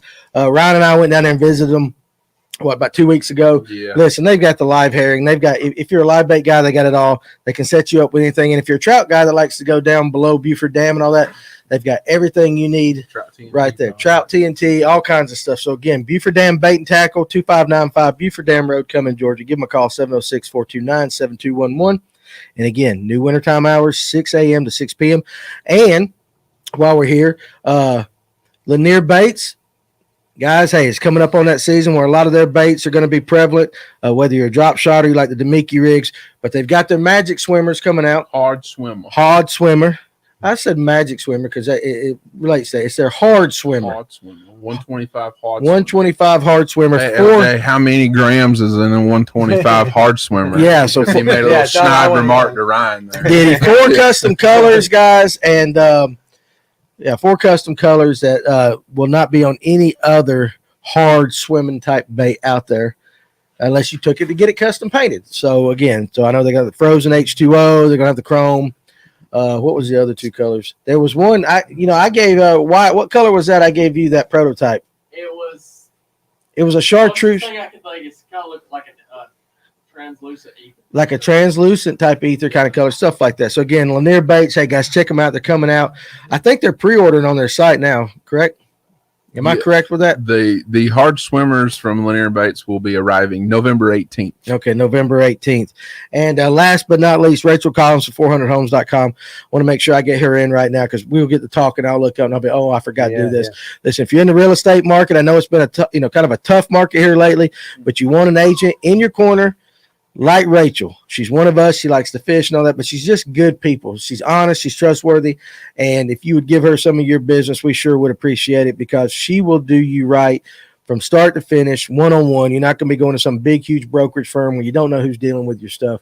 Rachel will give you that one-on-one service that you deserve for your hard-earned money like that. So again, now there was a question up there about ordering the ether. Did y'all get that question right there? Where you can get Michael Temple's. Well, he had one if you order direct, but there was another question that somebody said, do you sell the ether in the OG? Yes. Now we're out of stock, but they can go to straight to y'all's website and get it as well, right? And how's your stock on that? Is it? Yes, we have ether. We're good. Okay, they got ether in stock right there. So definitely really good. Greenback Ghost was the color of that one. I let Wyatt fish Did you enjoy it? Yeah. Caught a 3-pounder. Caught a 3-pounder right there. So good. So that is on the what he said the color: blueback heron, frozen H2O, greenback ghost, and chrome. So greenback ghost is the color that you were fishing with. All right. Listen, as I was walking upstairs on my bathroom break, I'm just sitting here. I was dying laughing going up the stairs at you. I'm like, man, he's giving the juice. It's killing him. I'm pouring it out, man. You were pouring it out because I tell you what, like I appreciate it because like I've heard 15 different ways to do it out, you know, the downward sweep, the little turns, the little nuances, the differences in the line and stuff like that. Man, so, dude, that was just, I was laughing, but it's fantastic stuff right there. So I'm so glad you did that. Now, have we covered? Oh, I do have a question. Yeah. And this is another one. Here I am. When is it better to throw the 40 over the 30? Good question. Or vice versa? When do you throw the 30 over the 40? What would make you change? Yeah, you can do that. Because a lot of people have both. Danny, you're just getting everything out there. Listen, I might not see you for a while, given your side business and the hustle that you got going on. I want to make sure. Yeah, let him answer. I only throw the 60, so. You throw the 60. Okay, I will, but serious question. When do you make that decision? So I'm going to give you a little tidbit, guys. When you guys are out there on Lanier and it's gassing, okay, I'm talking about Lanier because that's what I fish, but obviously you can take this and apply it. This is going to translate to Allatoona. Go to Hartwell, Allatoona. You go to Hartwell, you can take it to Allatoona. You want to upsize your profile on your bait. The bigger fish are close. Come on. They're going to be attracted to a larger profile bait. Okay. And we're talking especially when the water is blowing and it's rocking and they're not able to see the bait perfectly. I mean, I tell Ryan I go to 60. I mean, I throw a 60 when it's blowing. Yeah. And that's what. So that's when I would throw your 40. Okay. You will be impressed at the size of fish that are in Lanier. I mean, I took a guy out there a couple of weeks ago, and we had I mean, probably one of the most amazing days I've had on Lanier, and it was funny because the guy ended up catching, good friend of ours, caught his personal best that day. Johnny. Yeah, he posted on. You keep hearing the word personal best though a lot. Mm-hmm. Yeah, okay, so guys, you keep that in mind. And I started throwing the 60. And it was like we were just sitting there like, because the size of either the stripe or the spots are coming up, and we're just taking your, you get so excited. Gets you going. You going. So that's when I would do it. When you have a super windy day, break out the larger ones. Okay, all right, good. That was also while I was laughing at him going up there. That question popped in my mind because I'm like, because you sell both sizes. And I'm like, just what would make sense. So and if you want to get, just say it, Franco. When Lanier is rocking, go big. Yeah, that's and basically. If you want to get a size bigger than that, castmag.co, you can get a 90, you can get a 120, and you can get a 150. What? If you want to. So, really? Yeah. Okay. Well, when we do that trip in Australia one of these days, that's what I just got back from throwing the 90 and the 120. Yeah. Okay. So we will definitely do that. So that's good stuff. So now have we covered the OG sufficiently, or do you have something? Let's do. I have to say something about the windy days. So it's another tidbit. If you're doing the real turns, okay, you have to take into account the bait bites differently on a windy day versus a calm day.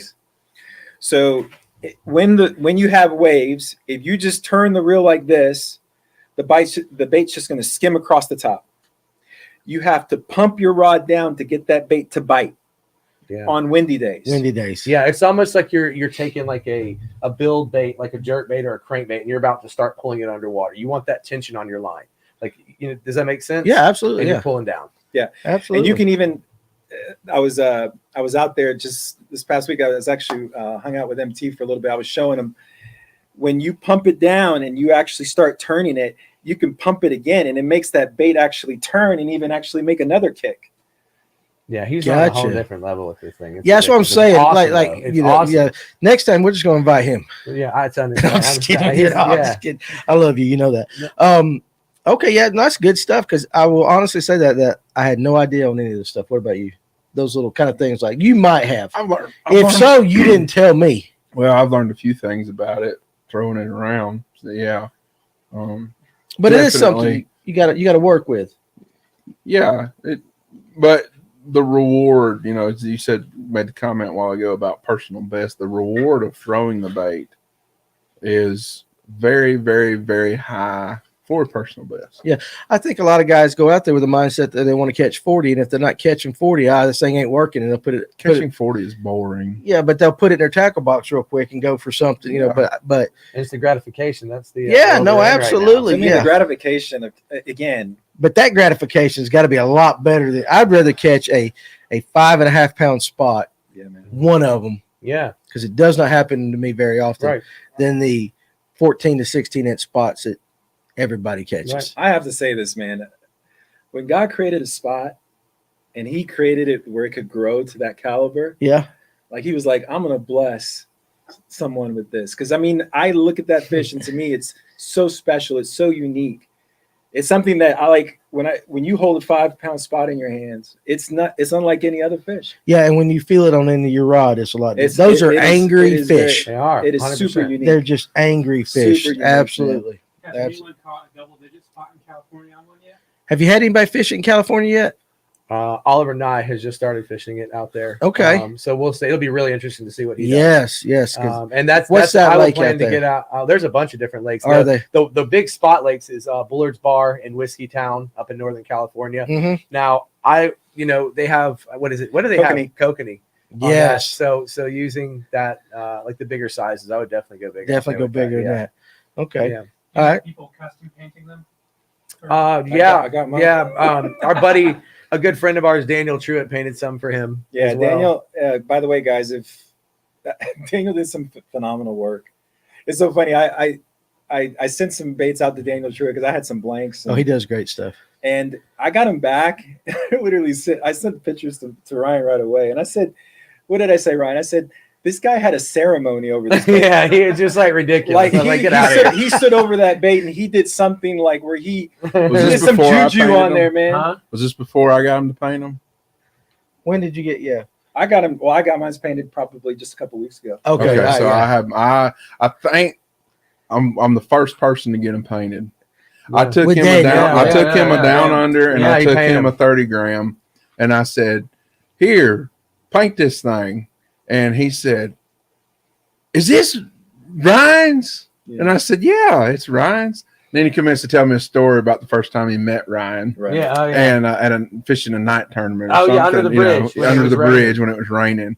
And And I, then, I showed him a paint job of his and said, "You Yeah. should get this guy Daniel Truitt to paint it." Basically, he goes, "Oh, that's a good thing I'm Yeah. Daniel Truitt." Or some of those effects, I about wanted to There you just go. die But- right yeah, there. right. But the best thing about it was Daniel, and did he do this to you?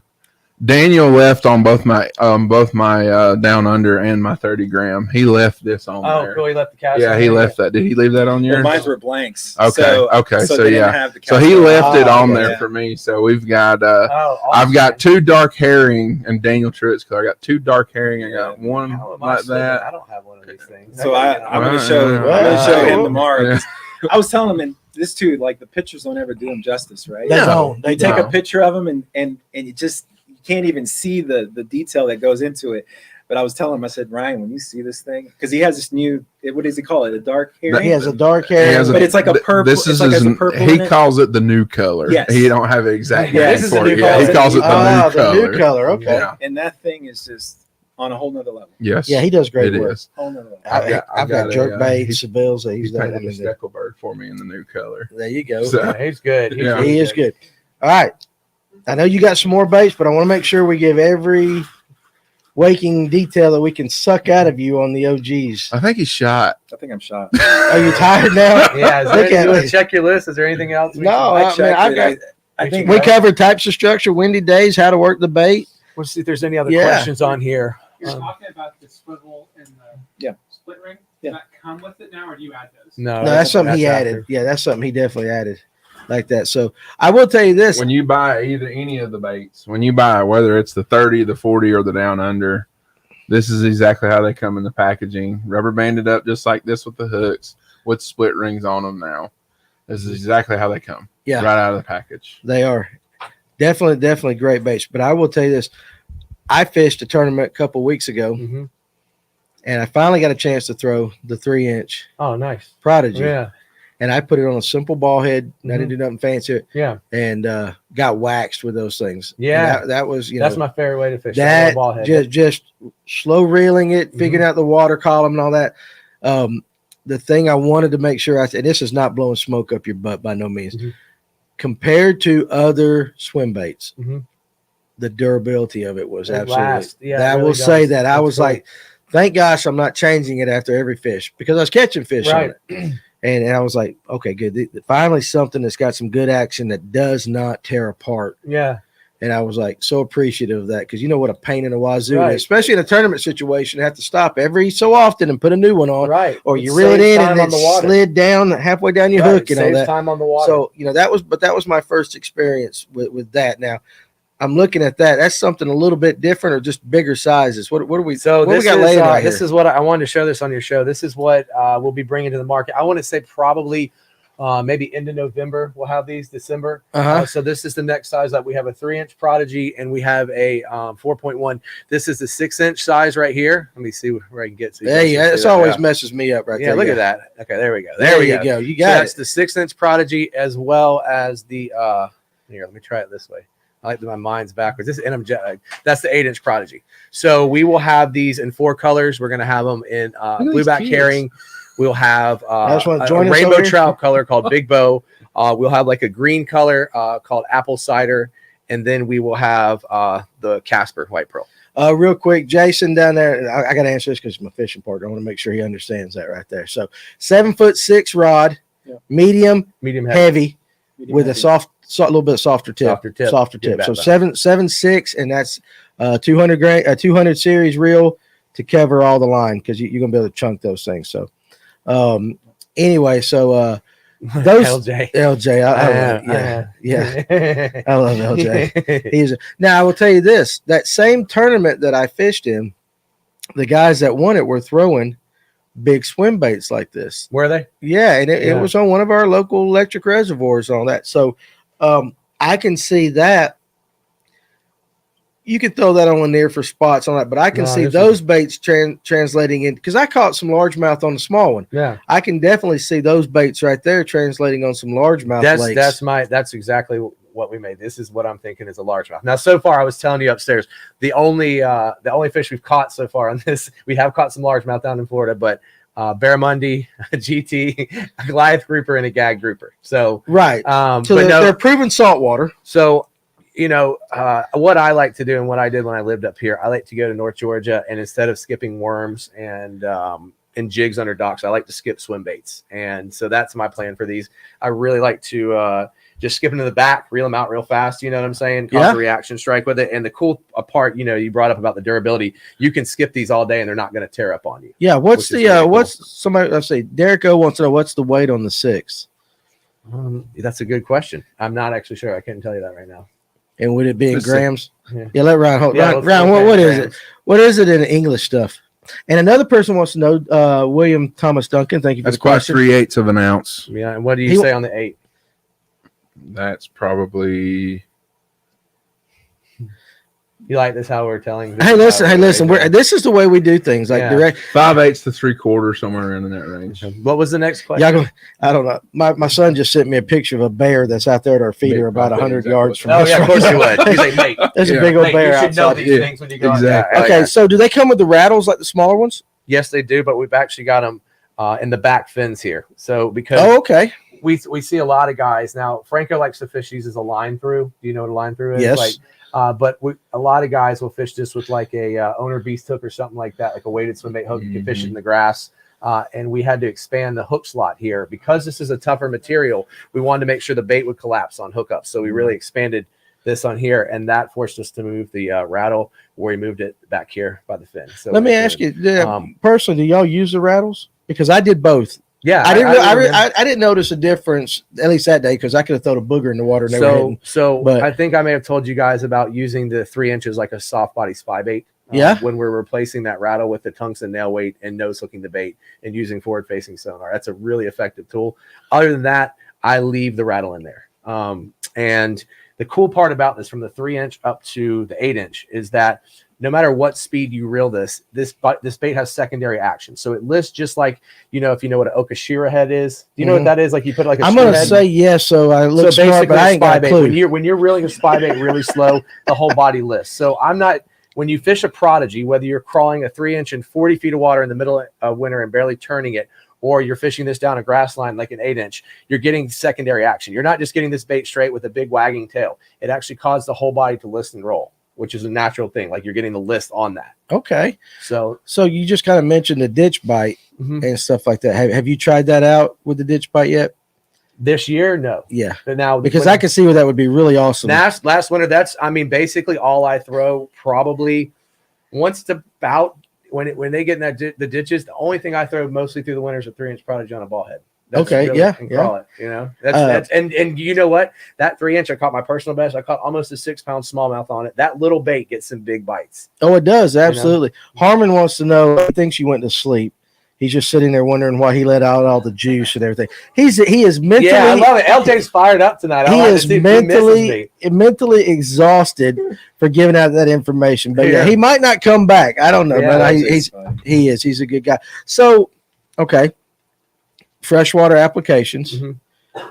When would you use the 8-inch as opposed to the 6-inch, and then the 6-inch as opposed to the 3-inch?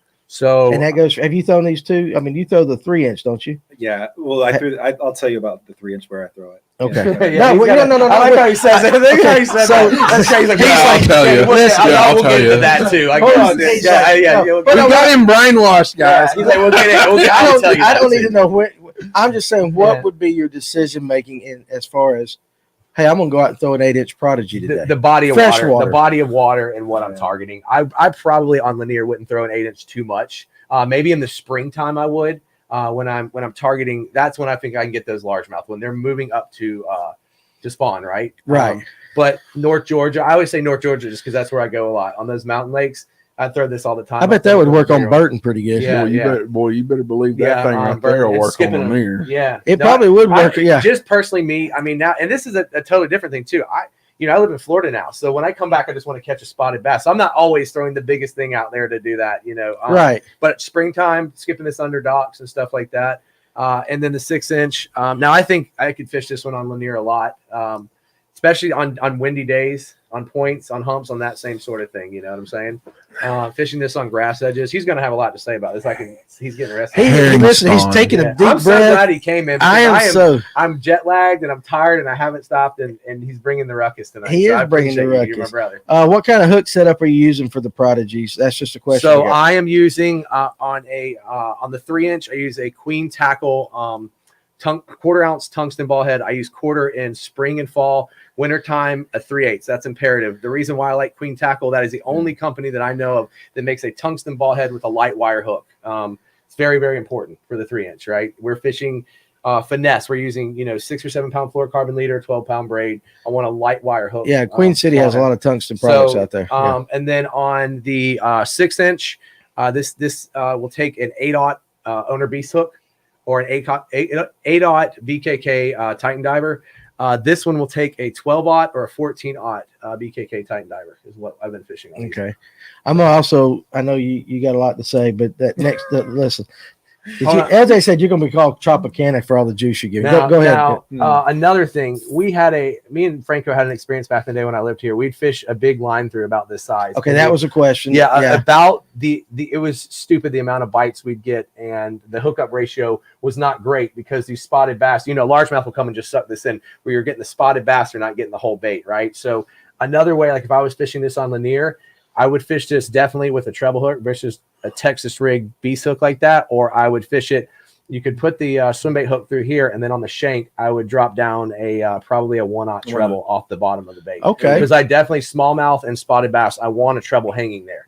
When I'm fishing largemouth, I think just going with the swimbait hook is just fine. And a lot of times when I'm fishing largemouth, I'm throwing it in a blowdown, I'm throwing it in grass, I'm throwing it by a lot of structure like that. Okay, and real quick for Franco gets going, which one would you be throwing on Chatoog this weekend? Asking for a friend. On Chatoog, huh? Yeah. That's his little lake. Oh, you fish Chatoog a lot. Yeah. Oh, good. That just tied right in. Here we go. Look, he's licking his chops now. Yeah. I love Franco. This is great. Okay, so to answer the Chatoog question, I think you could go with either one of these for Chatoog. Mm-hmm. Chatoog has some big largemouth, and the only thing that's happening, and I want to point this out because it's funny. I was talking to Daniel Truitt about this. It's doing it again. I know what you're getting to. It's very unfortunate. Yeah, but Chatoog's getting tough, And but at the same time, like I wanted to kind of translate it to what's happening with the weather trend this weekend.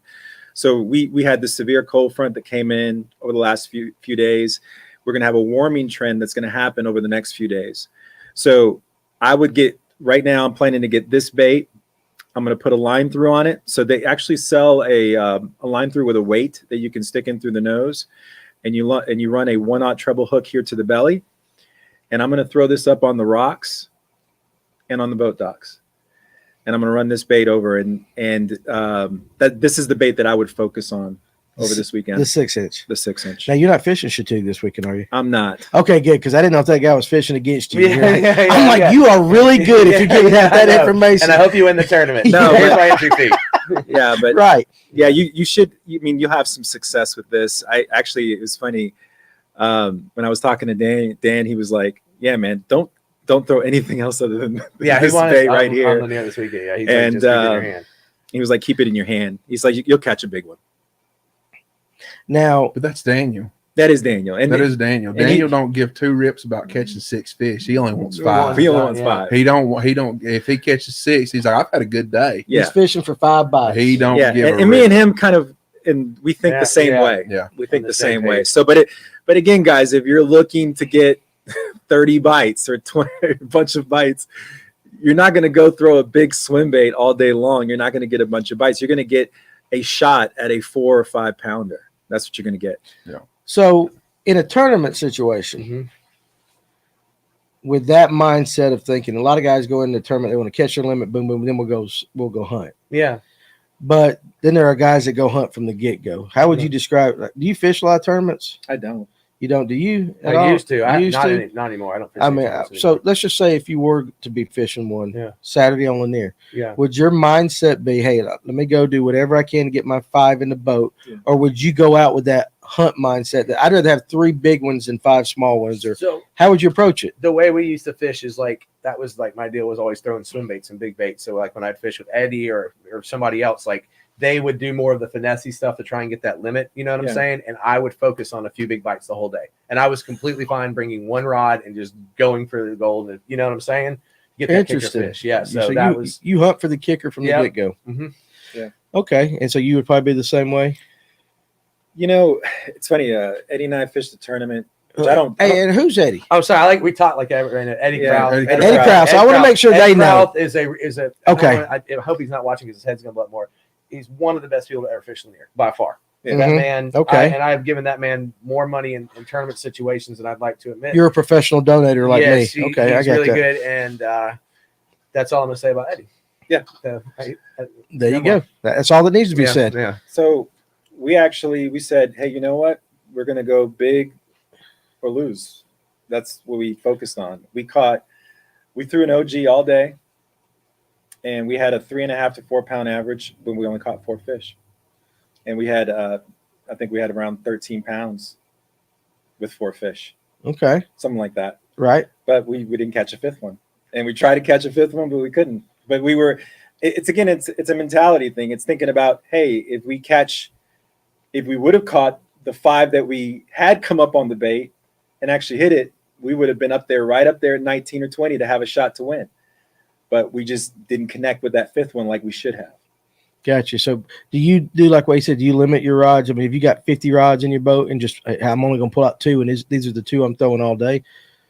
Are you that kind mentally? Do you commit that way when you're fishing? And again, you don't fish tournaments, so I know that's a Yeah. little different. But let's just say I'm going out to fish. You know, how many baits would you throw in a normal day? It depends, man. I mean, That's a kinda tough funny. question to It's a answer. tough question. It depends on the time of year. It depends on what I'm out there and trying to do. I mean, like, this time of year, So man. let's say right now, Yeah, right now. I mean, over under 7. right now I'm going to go under 7. Absolutely. I mean, right now you have your biggest shot to catch some of the biggest fish in the lake. And so why not give yourself the winning odds to put the biggest one in the boat? Play Mhm. the law of averages. I And say so- that all the Yeah. time. Yeah. I say that all the time. What would your rod setup be for the 8-inch, for the 6-inch, and then for the 3-inch? Actually, I throw the 6-inch, same rod setup that I did Same for the rod, OG. 7.6. Okay. Yeah. 7.6 medium heavy. because again, I throw it with a treble hook here, and so that plays fine. The 3-inch, I throw it on a. It's funny. I throw it on a 7.6 medium heavy spinning rod. Okay, so 7.6 is like Yeah. that's Yeah, or pretty much. 7.2. You can, Yeah, I I think The too- biggest thing is distance. it is Yeah, a big having thing a is 7.5 distance. foot rod. And one thing too, Yeah. Yeah, I want to clarify on the 6-inch is I would probably, if I was fishing it on a weighted swim bait hook, I would go a little heavier than a medium heavy because you're fishing a big jig hook you want to drive. Fishing it on a medium heavy with a treble hook is going to give that little bit of give because you have the treble there. So depending on the way Depending you on how you're going to rig it, how you set it up. Yeah. I want to tell you guys that what Ryan just said is so important when fishing small finish swim baits. Distance is everything. Casting Yes. distance is everything. When you're especially at these highland reservoirs that we fish, when you're fishing a ditch, and if you can cast that bait 150 feet out and then let it go to the bottom, I mean, you're going to catch way much more fish than the other guy that doesn't have that casting distance. because you're keeping the bait in the strike zone Yep. longer. And I'll give some juice. Oh For Lord, those of you guys who don't have a whole lot of experience throwing baits like this size, the best action on any soft body swim bait is always the farthest away that you can get the bait. So as you get closer, as the bait gets Very closer true. to you, you start losing action on the Yes. bait. 100%. When bass bite these things, typically they bite them within the first maybe 5 to 10 seconds roughly of the retrieve. Right. You But definitely get better action further away. But the farther you get with one of these, the better the action All right, is so with a soft body swim bait. explain to somebody that's watching and they want to know why. Why is that?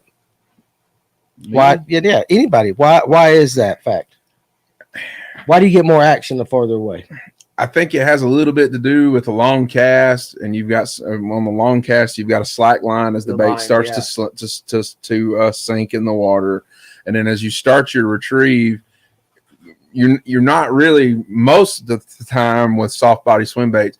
As soon as you start your retrieve, you're not reeling it this fast. Most 99% of the time when I throw one of these, as soon as it hits the water, I count it down a little ways, and my initial for that. Pretty much all about to the boat is this fast. like that. Yep. You don't really. I And mean, the closer I you throw get to mine the on a boat, 6.4 you're to 1 getting lift of the gear rod and the ratio. angle that line's Actually, I going have a in. good Yeah. story We're to out tell there about on a that. slack line. Yeah. You're getting better action. Yes. So Ryan had moved to Florida. He hadn't been up here for a while. By the way, one of our favorite ways to catch spotted bass in the winter is with the finesse swim bait. It's like one of the ways that me and him just love to catch them. Mm-hmm. And so he had forgotten the details of the technique, if you will. And so he came up and he was in another boat, and he comes over and I said, guys, I am like killing him over here in this ditch. And so they come over and he did the cast, and I watched him turning his reel. And I go, Ryan, slow down, bro. dude. Yeah. And I was used to the and then ocean. I'm ruined. I can't listen. I can't help myself anymore. I'm Old absolutely habits. ruined. Yeah. So saltwater. habits. Yeah. Yeah. It's so important to slow that thing down. I'm doing this. I mean, with it, he was going. I think he was going like this, and then as soon I remember he moved over, and as soon as he started slow crank, Yeah. set the hook.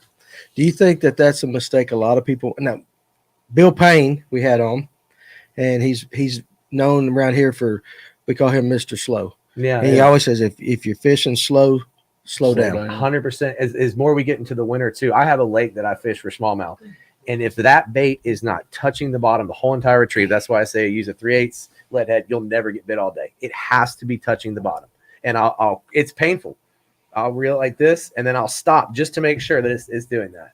So contact with the bottom, 100% slow down. which is what we tell people when they're throwing a ditch digger, stuff like that. You want to be on that bottom. Yeah. I don't know what it is about that, but they really like it against the bottom. You want to talk about rod position on that too?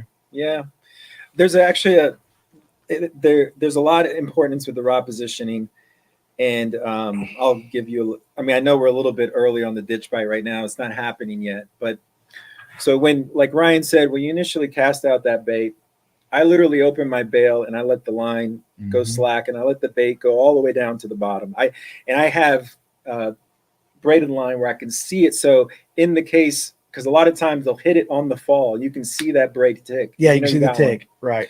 But once you get it to the bottom, I literally take my rod and I point it down like this, and I will literally just turn the bail and I'll start to reel it. And sometimes it'll even be heavy. As you start to reel it, you tell they're already on there, right? Mhm. So when you start to turn your reel slowly, what happens is the bait actually starts to lift. Yep. The bait will lift like this. And as that bait lifts, what you do is you actually stop it and you let the bait actually glide back down to the bottom. That action in itself, when you stop that bait and the bait actually glides like that, it will trigger them to bite it. Well, there's been so much good information in that like that. It's crazy, huh? It's just, I mean, well, you know what?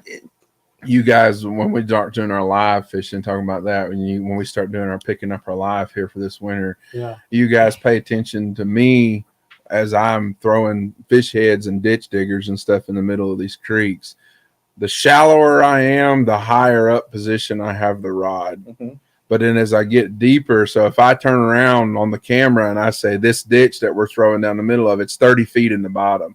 As you watch, you'll see that I've got my rod positioned from putting a bow into it because I'm in shallower water up in less than 10 feet, all the way down, like Franco said, to where I'm down. And I'm basically trying to, like, what you're maintaining bottom contact. That's one of the big things, no matter what you fish, the prodigies or anything, whether it's an underspin or it's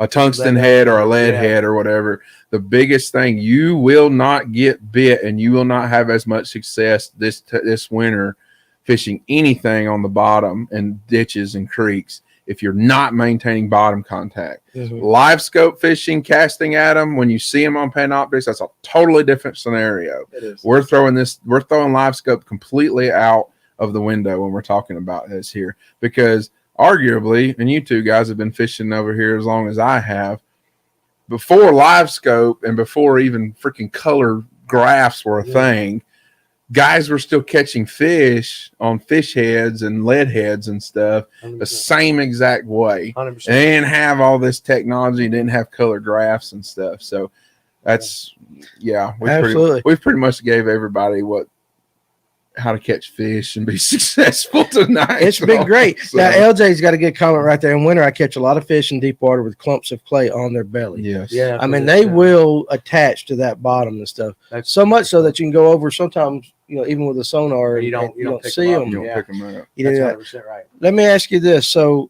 what do you see in the short term and long term future as far as cast in America? Where you gonna take this thing?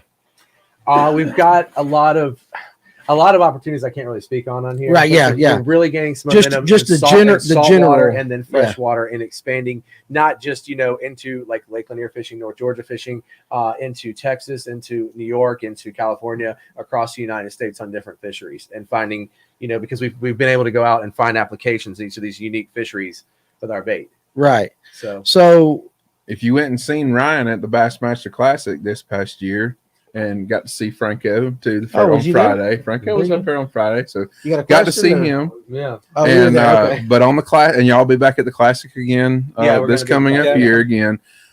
Y'all's booth was humping.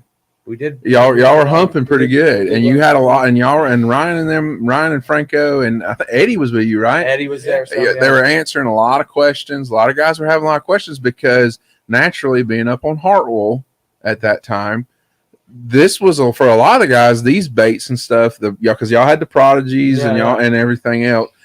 There's a lot of the first time a lot of these guys had even seen y'all right. and even seen anything. So, Ryan and them, they were doing a great job. I didn't really bother them too much when they were up there because there were just so many people was like, damn, what is this? Check this out. Right. Yeah, absolutely. So, I could foresee that you guys are going to do even more tenfold this coming up year than what you I know. did. I Yeah, think so. absolutely. I'm not. I know it kind of sounds a little cocky saying that. No, but absolutely I not. said this last time on the show. The people we have involved, that's what it is. Some of the Mhm. best people, and it makes this just so awesome. And being able to work, you got your best friend sitting across from you, spilling the juice, taking your lure, dissecting the heck out of that thing, catching 5-pound spots on it. Everybody that's involved is Well, like you get family good with us. feedback too, because Yeah. he can be 100%, honest. He can look at you and say, and I Ryan, get this that, bait dude. sucks. I get that, Mhm. you know, like, Yeah. just the people we have involved. And I think the reason like why our booth was so crazy at the Classic is because we're bringing something new and totally different. Mhm. We're not doing the 50th version of this or 50th version of that. And that's very important to us. I've had people ask me, are you guys going to make a soft plastic worm? Are you going to make this? Probably never will. Unless we can improve upon it, unless there's a reason to do it in a way that will catch more fish or something like that. Right. And go ahead, Ron. Now, a comment was made way back earlier in the Mhm. show Yeah. about a professional tournament. Mhm. There is a particular lake that is on the Elite Series schedule this year at a very, very, very good time. Mhm. It's in April. Mm. Some of you guys that may know it may have heard about it. I've got the pleasure of being able to fish it before. It's Lake Murray, Yeah. and That's it's in another one I April. think I want to fish. And I can fully, I'm going to sit here right now, October, whatever the hell the date is. I will not shock me if that April tournament on Murray being a herring lake with largemouth, if something similar to this or the 30-gram OG Right. Yeah. or the yeah. down under does not play a role in some Mhm. form or fashion on that lake, I think because so. in April over there in the middle of South Carolina, in the heart of South Carolina where Murray is, because it's pretty much, if any of you guys are familiar with where Murray might be, you got Columbia and then you've got Murray right down here. It's just right outside of Columbia, South Carolina, the capital of South Carolina. It is in the heart, in the middle of South Carolina, and in late April when they're going there, if the herring spawn ain't going on, it's going to be about to be kicking on No, when they show up. that lake And is these awesome. baits are going to get you. They're going to get some of those guys bit if they're throwing them over there. I am dying to go to Lake Murray. I will make that happen. That's the number one lake I want to go throw the OG on. Right Is now. it? We've And been talking. can't- We I actually talked can't- about it. Yeah. It sounds cheesy to say this, but I just got the pleasure of talking to two pros that I've watched and I like a lot, and they reached out to me. They're fishing. There's a tournament at Murray coming up. It's like the Team USA Yes. that they're fishing, and Right. I got to send those guys some OGs for it. There you go. So I was stoked, and I hope. Now we do have that, of course, this cold front coming in, so who knows if Well, it'll it will play. play. Mhm. Yeah, but that was really cool. I would love to go fish that lake with that. I know for obvious reasons, there's some things that you can't talk about that's coming up. Mhm. Luckily, we've gotten to talk to you about it, so I totally understand that. But answer me this: when you're trying to break into a new market Uh-huh. with not a niche bait, but something different, Right.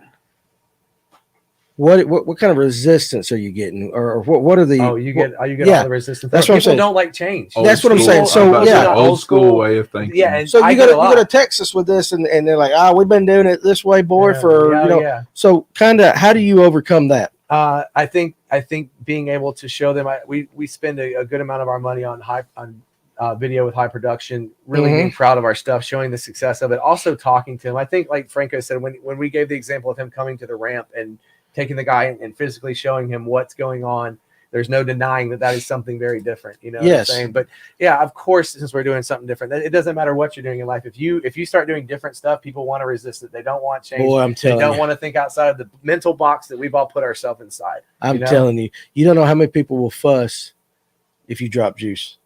Of Oh, yeah. any type whatsoever. I mean, regardless of the bait or whatever, if you give something, there's always that group of guys. If you drop juice, if you're trying something different, Mhm. I know. Yeah, you're gonna I get a lot of it, backlash but no matter what. It kind of it's kind. You know what though? I'm Do kind you of let it fuel you? exactly. And then I know I'm doing my job right. Right. You know? So good. Yeah, you had a great last right here. Cast has the best customer service I've ever seen.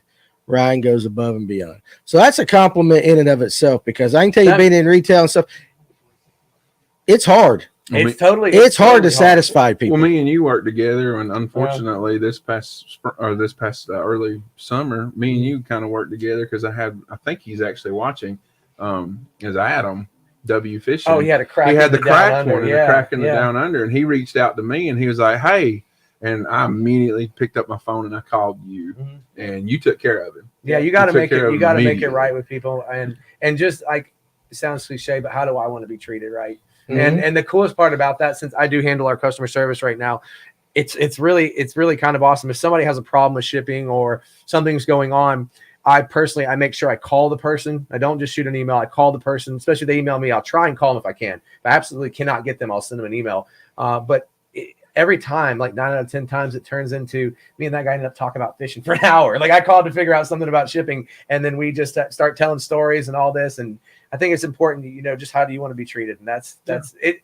It goes back to our success is the people, right? How do you relate to people? Who are the people involved? That's the biggest. You got to surround yourself with good people. That's right. Because if not, trust me on that. You got to surround yourself. 100%.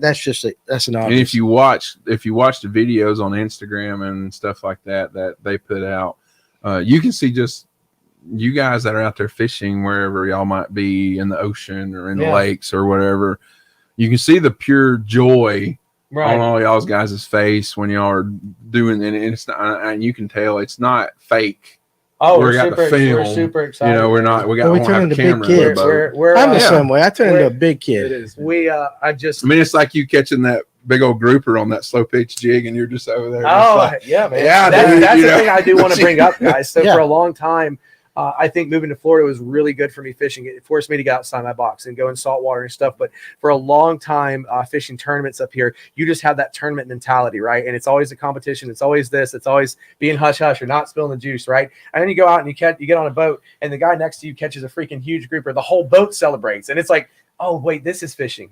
We can all be happy. Boom. We can celebrate this. Exactly. It's not this thing where I'm hiding 50 secrets from you. And I had a horrible tournament on Saturday, so that's going to wreck my whole day and a whole week. No, enjoy that you're outside. You're in nature. You're getting you're not, maybe you don't like your job or whatever. You get a breath, right? You get space out there. Like embrace it. Embrace the moment. Like that's fishing. Fishing is not what we've made it in a way. You know what I'm saying? And that was a reminder. Like I got, I went and caught this big GT. I caught my PB, and man, I mean that moment right there.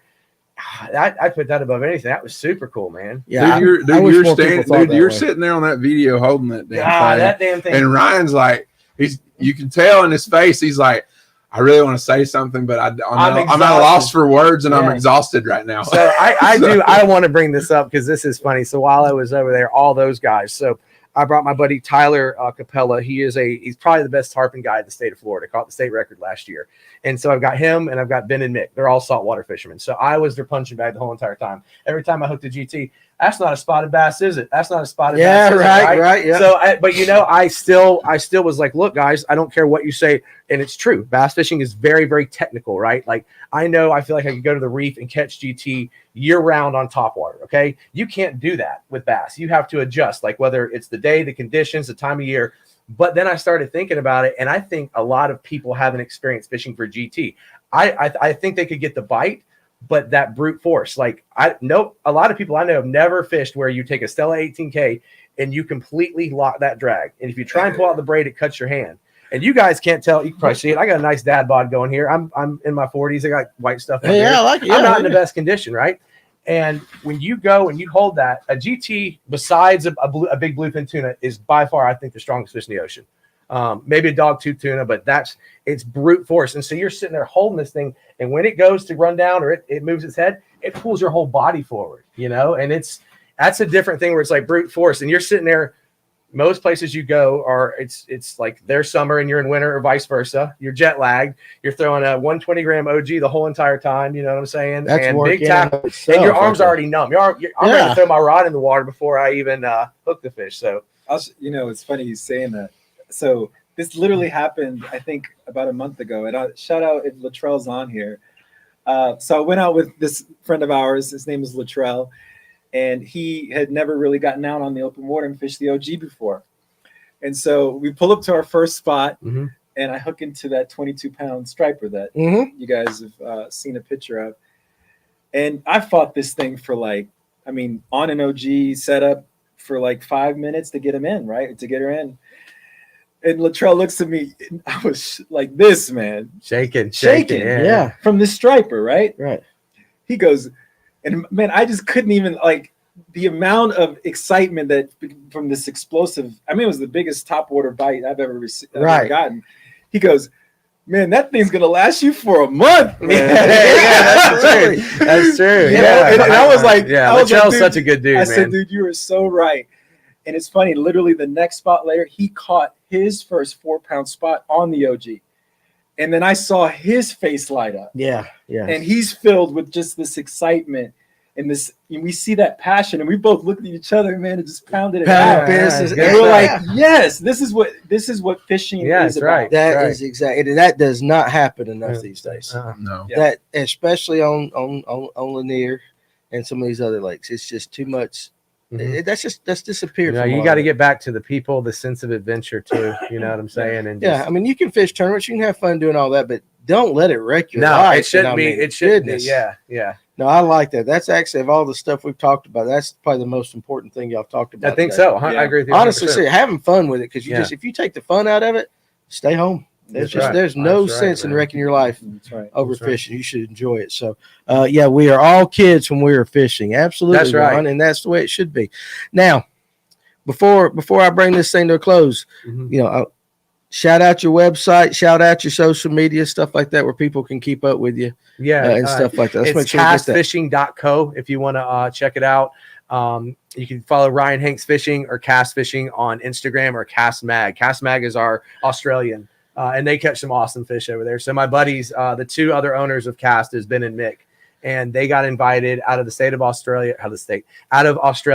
They got invited to do, it's only 10 people get to do a film competition on the Great Barrier Reef, and first place gets like $80,000. So they have spent the past 2 days driving up the coast to go do that, which is really cool. That is awesome. They'll be putting some of their adventure on there as well. Okay. But yeah, you can check everything out there. I'm trying to think if there's anything else to tell you guys. We've got, I won't say anything, but we have a few other really cool lures in the works. So keep an eye on that. We're probably looking at the Bassmaster Classic to release that at that time frame. So. Yeah. So we're going to leave y'all with that tidbit. Yeah, How about you, Franco?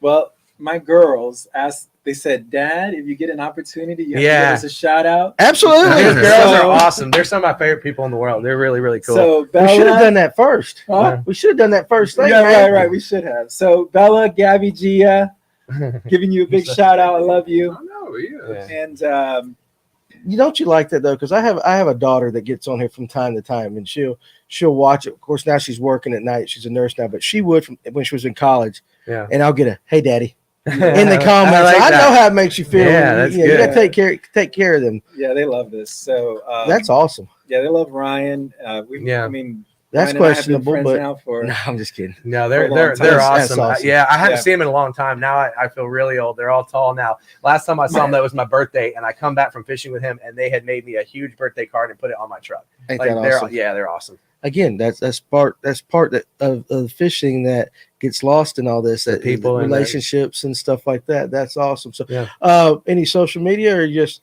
I know you're always posting on the group page. I mean, on Facebook, I mainly post on your page, and then I am.